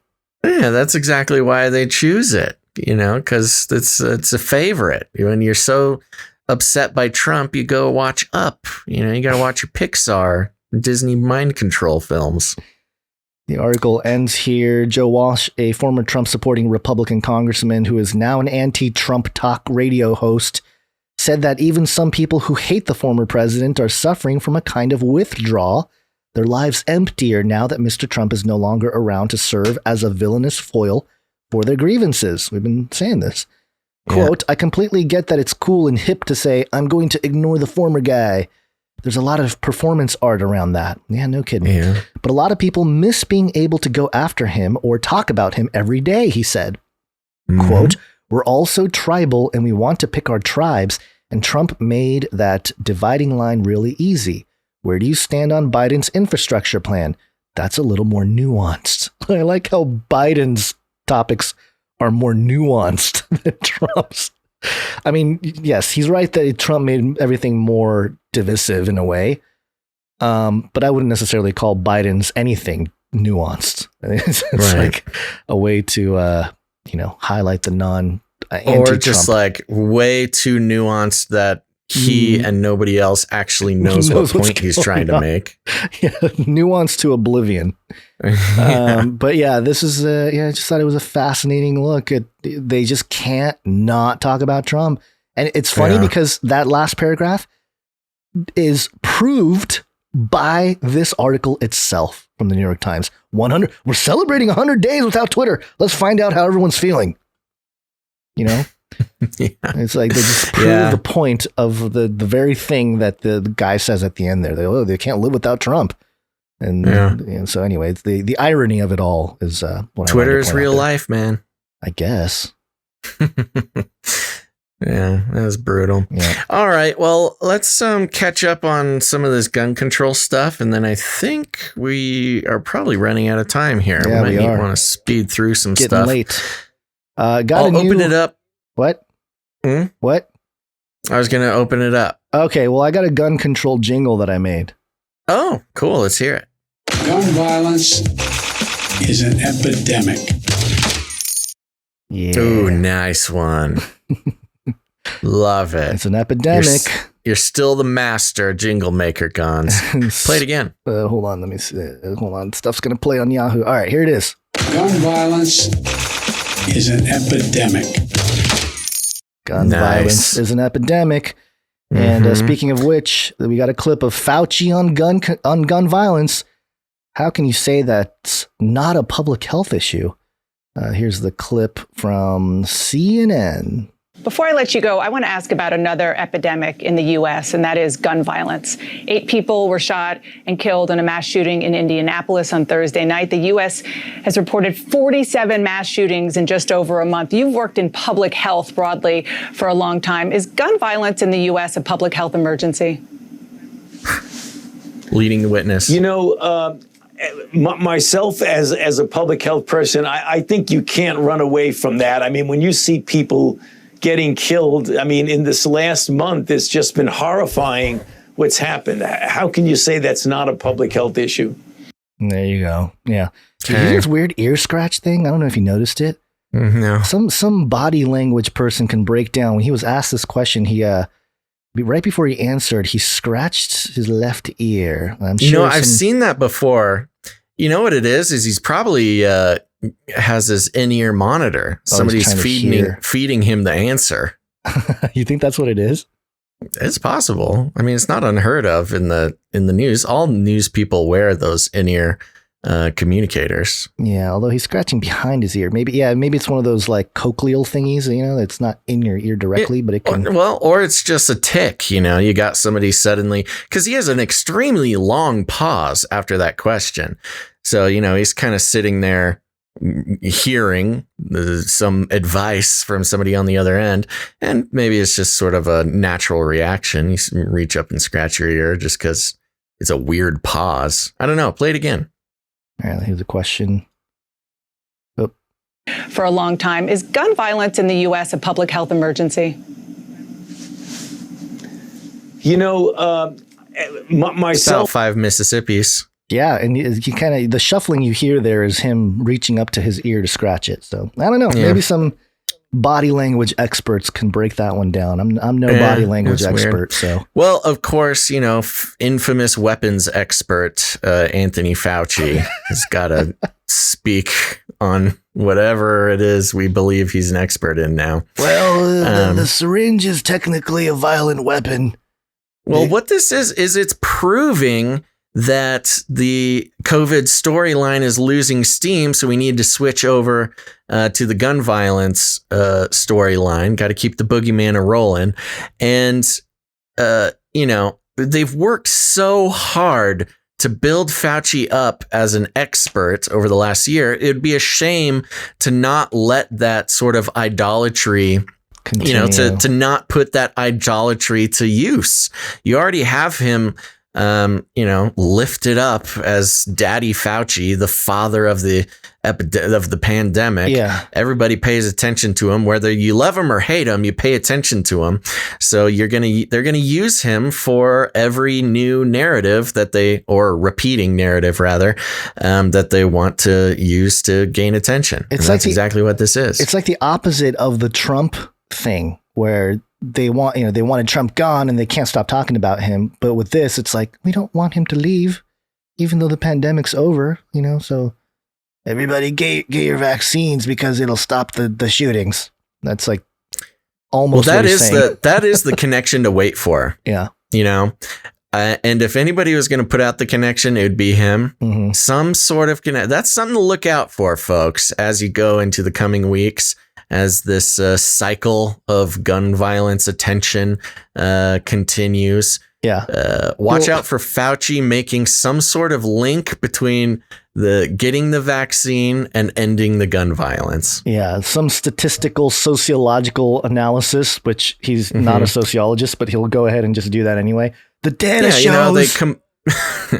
The data shows that people who are vaccinated are less likely to die of a gun wound, or less likely to be involved in a mass shooting. Something like that. Kind of how they connect everything to climate change. Right. Okay, I'm writing this one down on the prediction list. Fauci will use vaccinations will somehow reduce gun violence. Reduce gun violence. Or some connection between those two things. There's some connection. Okay. All right. Noted. Okay, April good. 19th, Look at us. Look at you taking initiative and actually writing down some of these. We have so many that we might as well, I have the doc open, so might as well start documenting these, and maybe we'll make it public once the website's up there. I already forgot the one from last episode. Did you write that one down too? Robot dopamine to keep slave robots happy. Robot dopamine. Yeah. I'm giving that one at least a 5-year time limit, but at least it's on the thing. It's on the list. Fun. All right. Let's see. Before we moved on, this alert did come up. Mm-hmm. Actually, this is thanks to Sharon Gilbert. Just tweeted this. Hi, Sharon. Is a Daily Mail article, and maybe we'll cover it. Shoot. Let's save it for next episode. Yeah, we'll be back on Wednesday. We'll put this on the list for Wednesday. I want to know. Tease it. Kiss goodbye to foreign travel. State Department plans do not travel advisories for 80% of countries due to COVID. Ooh. So they're locking down international travel. That's and there's some really interesting details in there, but we'll need to talk about it, and we need to end this episode. So I'm going to save it. Okay. So let's keep on going with the gun control thing here. Of course, we all have heard that there was a shooting in Texas immediately after Texas took the next step in having an unlicensed carry laws. If you're 21, you can conceal or open carry with no license. It's not completely passed, I don't believe, but it made it to the next step. And right on cue, we had a shooting in Austin, Texas. So this is coming from MSN, mirroring from Newsweek. Stephen Broderick. Oh, and just a little detail after this happened. It was extremely difficult to find an article that gave us the name of the suspect, and you'll learn why. Stephen Broderick, Austin, Texas, shooting suspect, an ex-police officer caught after seen on roadside. A manhunt for Stephen Broderick, a 41-year-old man, concluded on Monday morning when authorities apprehended him for allegedly fatally shooting 3 people a day earlier. Broderick, a former deputy sheriff, wanted in connection to Sunday's shooting in Austin, Texas. The shooting occurred at at an apartment complex, and authorities initially placed the area on a shelter-in-place order, but lifted the precautionary measure when they determined it was a domestic situation and not active shooter situation. Austin's interim. Now, that alone, as a detail, was left out of almost all articles about this, that it was a domestic situation and not an active random mass shooting event. But it wasn't until today that it got recategorized. Austin's interim police chief, Joseph Chacon, first identified Broderick as the suspect on Sunday. Again, he was identified 2 days ago, could not find a single article that mentioned this, saying, quote, all the victims were known to him. While they no longer believed it to be an active shooter situation, Chacon warned that Broderick was considered armed and very much dangerous. Quote, we do not think this individual is out targeting random people to shoot them. Chacon said, quote, we are transitioning from a search in this area to a fugitive search. He continues to pose a threat to this community. Officers apprehended him near Manor, Texas, after they received a 911 call about a man walking along a road. The Austin Police Department told KEYE-TV Broderick was taken into custody without incident. Elgin Independent School District Superintendent Jody Duran identified one of the victims as, and then it goes into the victim. It's not that much longer. One of the victims as Alyssa Broderick, who attended classes from 2009 to October 2020. Attended classes for 11 years? Oh, in the whole district. Okay. Willie Simmons III, a senior at Elgin High School, was also killed on Sunday. Quote, he was an exceptional young man and leader among his peers, Duran said of Simmons in a statement. Quote, strong, both academically and athletically, he represented the very best of Elgin ISD. He was the captain of our football team, a friend to everyone he met. As of now, it's unclear what the connection between the suspect and the two victims is. Well, it can't be that unclear. He has the same last name as one of them, but okay. Broderick was a detective for the Travis County Sheriff's Office, but resigned last summer after he was arrested for sexual assault of a child, Kristen Dark. The Travis County Sheriff's spokesperson told the Austin American-Statesman. Broderick was released on a $50,000 bond, and Travis County District Attorney Jose Garza said in a statement that his office filed paperwork to revoke the bond. Newsweek reached out to Austin Police Department for comment, but did not receive a response in time for publication. Court records show that Broderick's wife, Amanda, filed for divorce and protective order after he was arrested. According to USA Today, he was prohibited from going within 200 yards of their daughter and was able to visit the son for 4 hours 1 weekend a month. Quote, I'm afraid he will try to hurt me or my children because these allegations have come out and he may lose his career, she wrote in the request for the protective order, USA Today reported. Stephen has prior military experience and is SWAT trained. If he wanted to hurt someone, he would know how.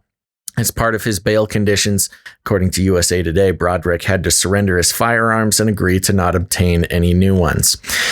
So, you saw the hubbub about this shooting on Sunday and Monday, I assume? Yes, on social media. And people on Twitter, another shooting. We must get rid of the guns. But of course, the narrative. And of course, connecting it again, like I said, to the concealment bill going through, or the firearm. I don't know what they're calling it. I should know, but I don't. The bill going through the Texas legislature there, and yes. So this is what happens when we don't restrict guns, when we respect the Second Amendment. More shootings occur.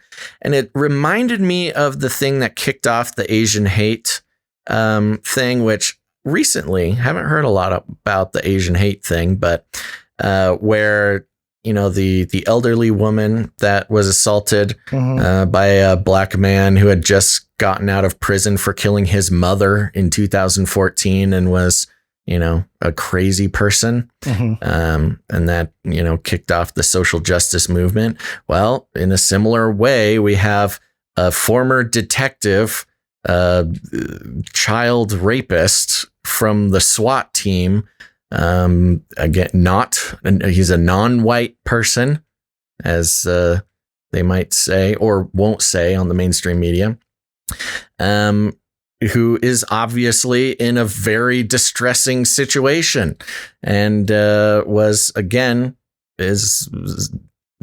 there's no way to justify what he did, but it's just one of these things. Sometimes people snap and go nuts. It's not because they're mind controlled by an inanimate object. Or that they're racist. Yes. And that was the thing about this is, they knew who this guy was from the very beginning. It was a domestic issue, but it was incredibly difficult. First of all, incredibly difficult to find an article that mentioned his name, even more difficult to find an article that had a picture of him. And yes, of course, when we find both of those things, it becomes more difficult to connect it to social justice issues. Yep, and so while this shooting will go as a tally, underneath the number of shootings that have taken place, right? The details will not be of importance as they peddle the propaganda there, or the narrative, so to speak. And interestingly enough, again in the reporting, I keep hearing this being called a mass shooting. This was not a mass shooting by the official federal definition of 4 people shot. Not including the shooter. This was 2 people shot, which, again, not justifying it, still horrible. The guy's going to get it, especially in Texas with capital punishment, a capital punishment state, but not technically a mass shooting. But that doesn't seem to matter to a lot of people, because definitions and math are racist. Yeah, and just to wrap things up for the show here, why are we having so many mass shootings? Mass shootings are up nearly 73% so far in 2021 in what gun violence researchers describe as a contagion effect. I don't think that's true. I think there's a lie in that math somewhere. This is insider.com. And just, to the point of our little prediction there about Fauci connecting the pandemic to the gun violence, I did see the story of the kids, the elementary schools in Minneapolis, anticipating the verdict today, went back to remote learning. So basically, Zoom calls. Oh, brought the kids home because of the riots. How convenient is that? Just, hey guys, we're used to the in-home learning. Just go home. Just stay safe, things might get out of hand. That is a very convenient situation there. Well, and it works in 2 ways, because not only do you, protect the children from rioters by keeping them home, but you keep the parents home because they got to take care of the kids. Right. All right, let's see what this article states here. It says, 3.5 months into 2021, mass shootings in the U.S. have increased nearly 73% from the same period last year, and gun violence researchers say each new shooting is likely to spark another in a contagion effect. Of course, everything's a pandemic. Everything just spreads like it's like a virus in the air. You breathe a gun event, a shooting event, and you're going to want to do one too. Yeah, wear your mask or else you'll want to commit a shooting. You'll breathe in gun violence. Yeah, again, it barely needs to be pointed out, but of course this is taking advantage of the neuro-linguistic programming that's been going on for over a year. Yes. There have been 147 mass shootings in the U.S. since New Year's Day, compared to 85 such incidents between January 1st and April 16th, 2020. Oh, I'm sorry, I tuned out. What was that first number? Read that whole thing again. 147 mass shootings in the U.S. since New Year's Day, compared to 85 such incidents between January 1 and April 16th, 2020, which means Trump's America was safer than Biden's America. That's a good point. Wait a second. So Trump protected us from over 60 mass shootings. Yeah. A mass shooting is defined in the database as an incident where 4 or more people were shot, not including the shooter. Mass shootings in 2021 also have been deadlier than early last year, according to the Gun Violence Archive. 176 people have been killed so far this year compared to 92 during the same period in 2022. Quote, it is a disease, violence, and it is contagious. We better get Fauci in on this. Dr. Gary Slutkin. Oh, geez. Sorry. Oh, it's getting late in the show. I'm losing my composure. Gary Slutkin. Okay. Former head of the World Health Organization's Intervention Development Unit told Insider. Yeah, I don't know, but he's WHO. The point being WHO. Quote, oh, yeah, of course. One event is a risk factor for another event, just like one event of COVID is a risk factor for another event of COVID. Our prediction is coming true right before our eyes. In the world? I don't even know what that means. How does... Okay. This talking point is coming to Fauci at some point. I'm so sorry. It's the end of the show. I'm losing my mind. Say that again. Quote, this is Dr. Gary Slutkins from the former head of the WHO Intervention Development Unit. Quote, one event is a risk factor for another event, just like one event of COVID is a risk factor for another event of COVID, he added. I would love to know what the science is behind that. I know the science. It's Newsome science, baby! That does sound like Newsome science. In recent weeks, coverage of one deadly shooting often has been interrupted by breaking news of another. Okay, so March, the Asian women, on Thursday, FedEx. Research shows the timing of these incidents isn't likely a coincidence, Slutkin said. Since the more people see violence and take it in as normal, the more likely they are to commit violence themselves. Okay, quote, we know historically there's a strong copycat phenomenon with high-profile mass shootings, Dr. Jonathan M. Metzel, director of the Center for Medicine, Health, and Society at Vanderbilt University, Nashville, told Insider, quote, and so when there's one in the news, it tends to spur a number of copycat events, so people feel a contagion effect. One leads to another, leads to another. This is complete poppycock. I'm marking that, for instance, for the intro of the show of you taking in a deep breath and mentioning how it's all poppycock. This is complete poppycock. This makes no... How is okay? So here, they're basically admitting that the news media is propaganda and mind control for the masses to replicate what they are being shown and repeat it and be parrots, basically. Okay, that makes sense. The more, I mean, it goes back to the Trump on Twitter thing. Yeah, it's not about Trump tweeting; it's about the mainstream media radicalizing the population around those tweets. And it's the same thing with these shooting events. You know, one happens, it becomes the most famous event it consumes people's minds and, it goes from there. I don't believe it, but I hear what they're saying and I understand the logic. But I don't know what the connection would be between a man who goes on a rampage in massage parlors because he's again, admittedly, has mental issues. Yeah. And what would be the connection between that and this guy being left by his wife and shunned by his community and a criminal, a child rapist, and then shooting what seems to be one of his relatives and what I'm assuming is a romantic situation with a football star. Yeah. Let me move on because he explains why Trump's America was safer than this year. Quote, this is a lot of people who are on edge, having the means to do something and seeing that other people are doing it, he added.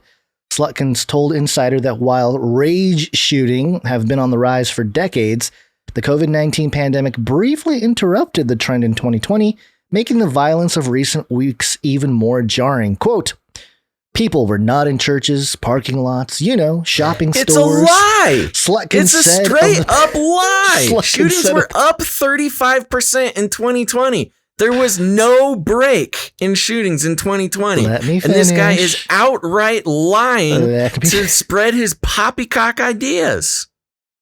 Let me finish what Slutkin said here. Quote, there were just less people in public places, so it's just resuming. End quote. No, it's not. You're lying. It's unscientific. You're not looking at the numbers. You're just talking out your butt because you're being interviewed, and you got to have something to say, and you got to spread some poppycock narrative that you're getting paid for somehow. Against the backdrop of increasing mass shootings, gun violence researchers point out little has been done to prevent the next one from happening. Slutkins said addressing mass shootings through gun laws relies so heavily on the cooperation of political figures that his organization, Cure Violence Global, seeks to reduce violence by embedding in communities. Okay. What does that mean? Embedding in communities? You have sleeper agents in neighborhoods? What are you talking about? The organization works around the world to establish, quote, interruption networks. Snitches. Quote unquote. Snitch networks in communities. Networks of outreach workers who put an ear to the ground for discussions of violence and attempt to stop it. Oh, there's just such wonderful citizens of the earth. They've got a snitch network. They've got Fagin's boys running around keeping ears to doors. This interruption practice drops shootings and killings between 40 and 70%, Slutkin said. Based on what? Where are they coming up with that number? Complete hogwash. This guy is just a liar. He's a WHO stooge. He's just saying things that he doesn't think anybody has looked at the numbers for and hoping nobody fact checks him. But nothing similar has been established for mass shootings. Okay, so he's saying no, he says shootings and killings. Okay, wait a minute. Interruption practice drops shootings and killings between 40% and 70%, Slutkin said, but nothing similar has been established for mass shootings. Okay, so mass shootings. So regular shootings and killings, the snitch system brings it down 40 to 70%. Your snitches don't report potential mass shootings? It's just there's a hole. There's a gap. They hear about a plan to shoot 4 or more people and just don't report it. This is making me mad. This guy is complete nonsense. I like it when you get mad. It's funny. According to the Gun Violence Archive, at least 12,417 people have died from gun violence so far this year in the U.S., and at least 6,996 of them died by suicide. Gun violence researchers say laws requiring a waiting period for purchasing a gun cut down the number of lost lives in both mass shootings and suicides. The suspect in the Atlanta and Boulder mass shooting bought their guns within days of those attacks. Quote, obviously, that cannot prevent all acts of violence or self-harm, but there is good research that shows that it does lead to reductions in both suicides and homicide by preventing more impulsive, heat-of-the-moment acts of violence. Ari Freilich, the state policy director at the Giffords Law Center, told Insider, Metzel believes passing gun laws, including background checks and they already have background checks. I don't understand why they keep bringing that up. They keep going back to this background check thing. And bans on high-capacity magazines. What difference does that make? It doesn't make any difference whatsoever. Will also cut down on gun violence casualties. No, it won't. Quote, it's important to remember at times like this that we have over 40,000 gun deaths a year, Metzel said. So there are plenty of policies we can announce that will lower rates of everyday gun death. It's not so much, this one policy is going to stop mass shootings, but we can save more lives by enacting common sense policies. There's that word again, common sense. It's all just common sense until somebody comes at you with a machete and chops off people's hands and heads in a grocery store. And don't tell me about okay. All right. Now you got me fired up. So we need to calm down here. But yeah. How many deaths did they say? 12,000? 12,471, if I recall my brain on. Yeah, right. 12,417. Well, excessive alcohol is responsible for 100,000 deaths a year. I'm seeing here on the CDC. Right. So we need to enact common sense laws. Like maybe we should put an age restriction on alcohol. That's a good idea. That's common sense. Yeah. And then we can bring those down. And don't, you can't like operate a vehicle or anything. When Yeah. Don't drive when you have the alcohol. And that seems common sense. We should pass that law. That's a good one. Let's go over here to tobacco-related mortality. Let's see, more than 480,000 deaths annually. We should yikes. Put a label on the box or something. Yeah, 500,000. Maybe we should put some common sense age restriction on cigarettes. Yeah, a warning label or something. Yeah, just a make little sure warning label. Yeah, if people only knew that cigarettes were bad for them, we could save 500,000 deaths a year from cigarettes. This is just making me mad. All right. Listen, for those of you still listening or watching, do make sure to download the RSS version of this, because you will start the episode with Basil's deep inhale and scream, "This is poppycock." Love it. All right. Well, what else is there to hear this? There's not sewage spew from this man. That's it. This is the Insider article, and I'm hoping people are better informed after us reading this article. what people are we got saying. To keep an eye on this guy. This is a World Health Organization guy, you said? Yeah. Okay. Yeah. So no, he's former. So I guess he moved on to his Dr. Gary Slutkins. Yeah. Yeah. Interesting that this comes out from the former WHO guy. And of course, we see this, trickling down directly to Fauci, where we saw the kind of power that can be wielded by the government over the people when it's put in the context of a contagion. Yeah. So we just got to put the gun thing into a contagion context, and we can disarm the people. It worked really well for Canada.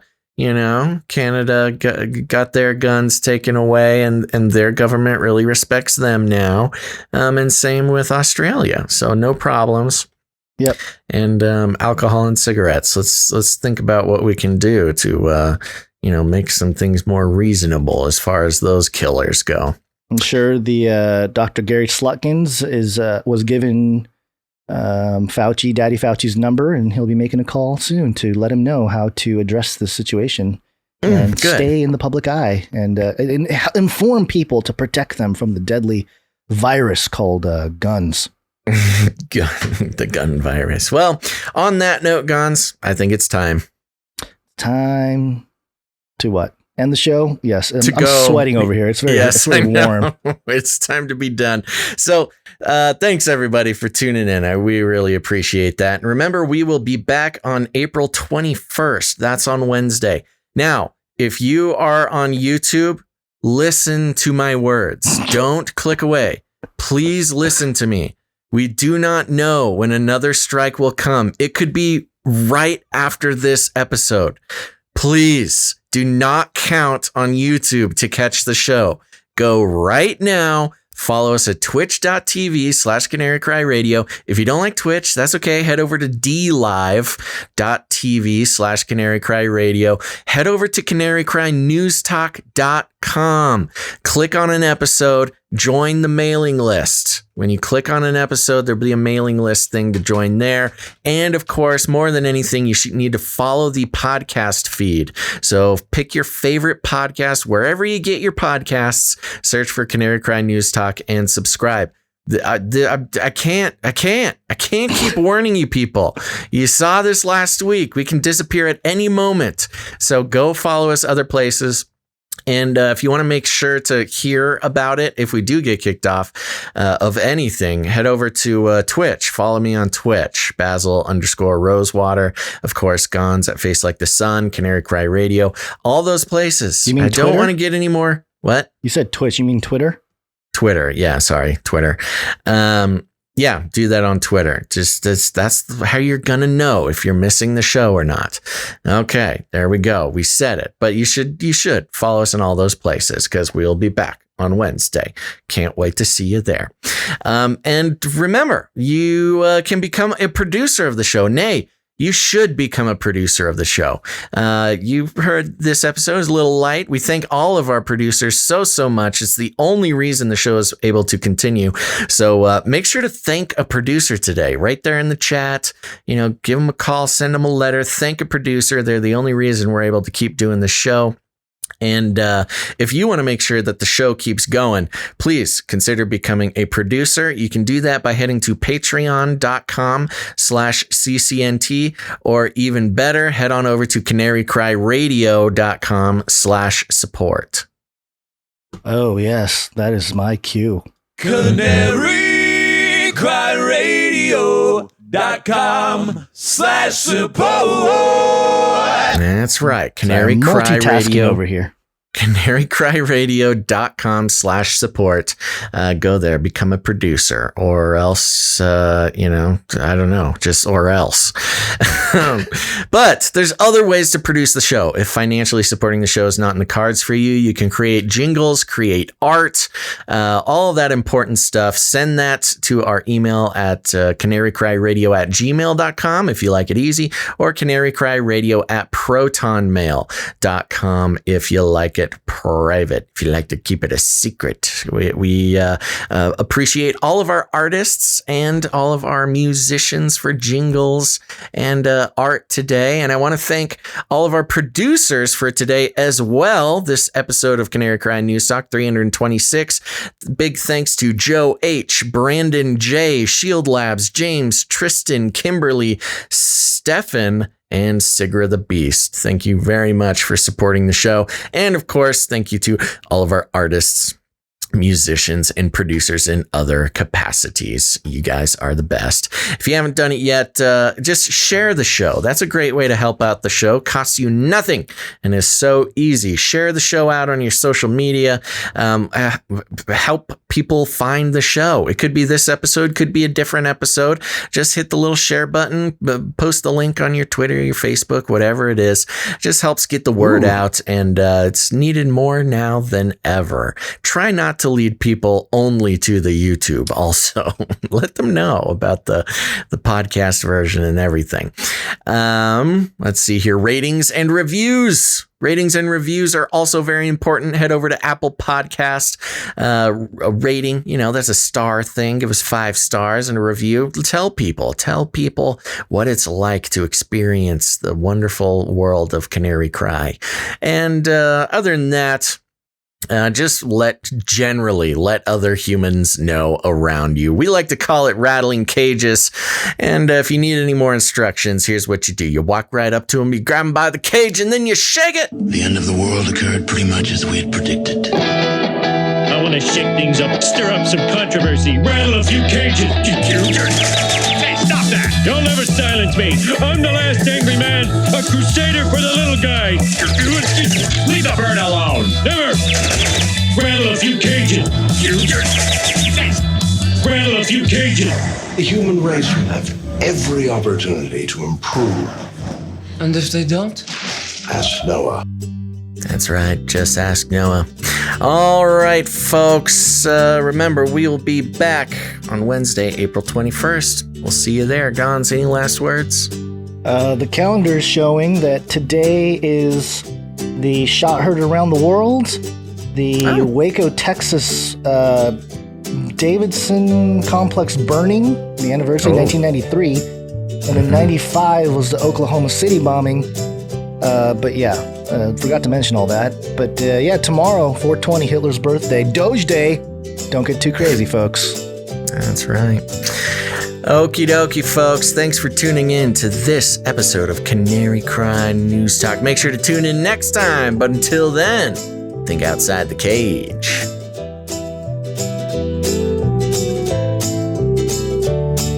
Come on, man. Boy, it's really a productive segment, man. Aborted feces.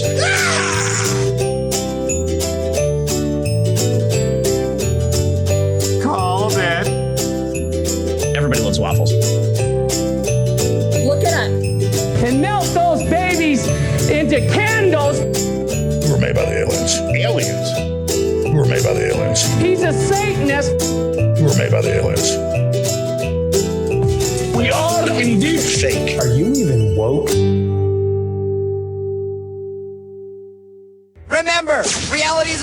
universe is a hologram. Buy gold. Buy! I want to shake things up, shake things up. I want to shake things up, shake things up. Leave the bird alone. I want to stir up some controversy. I want to rattle a few cages. I want to rattle a few cages. I'm the last angry man. You'll never silence me. I'm the last angry man. I get I'm the last angry man. You'll never silence me. I'm the last angry man. A crusader for the little guy. Little guy. Little guy. Well, we'll see about that. Whatever, Illuminati.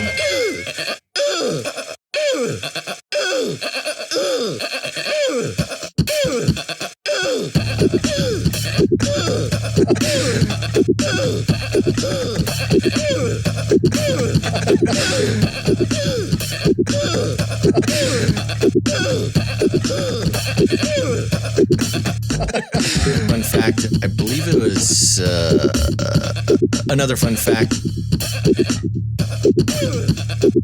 Fun fact. Another fun fact. Brings me back to my Screamo days.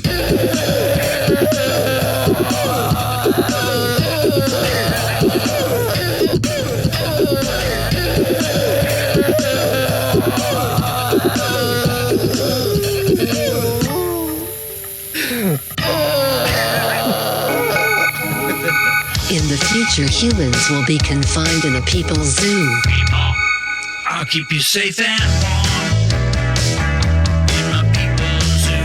Everybody wants waffles. I'll keep you safe and warm now in my people's zoo. Demonic power! You, yeah, you in my people's zoo. I'll keep the cameras on. Science is truth. I'll keep the cameras on now in my people's zoo. They are scum. You, yeah, you in my people's zoo. You can't handle the truth.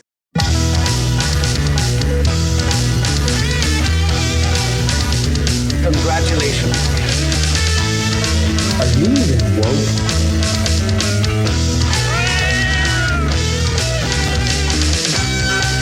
More than feces.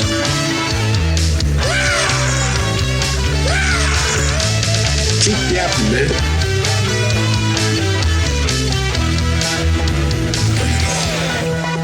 I'll make you fat and sassy in my people's zoo. We're made by the aliens. I'll make you fat and sassy in my people's zoo. Sinful generation!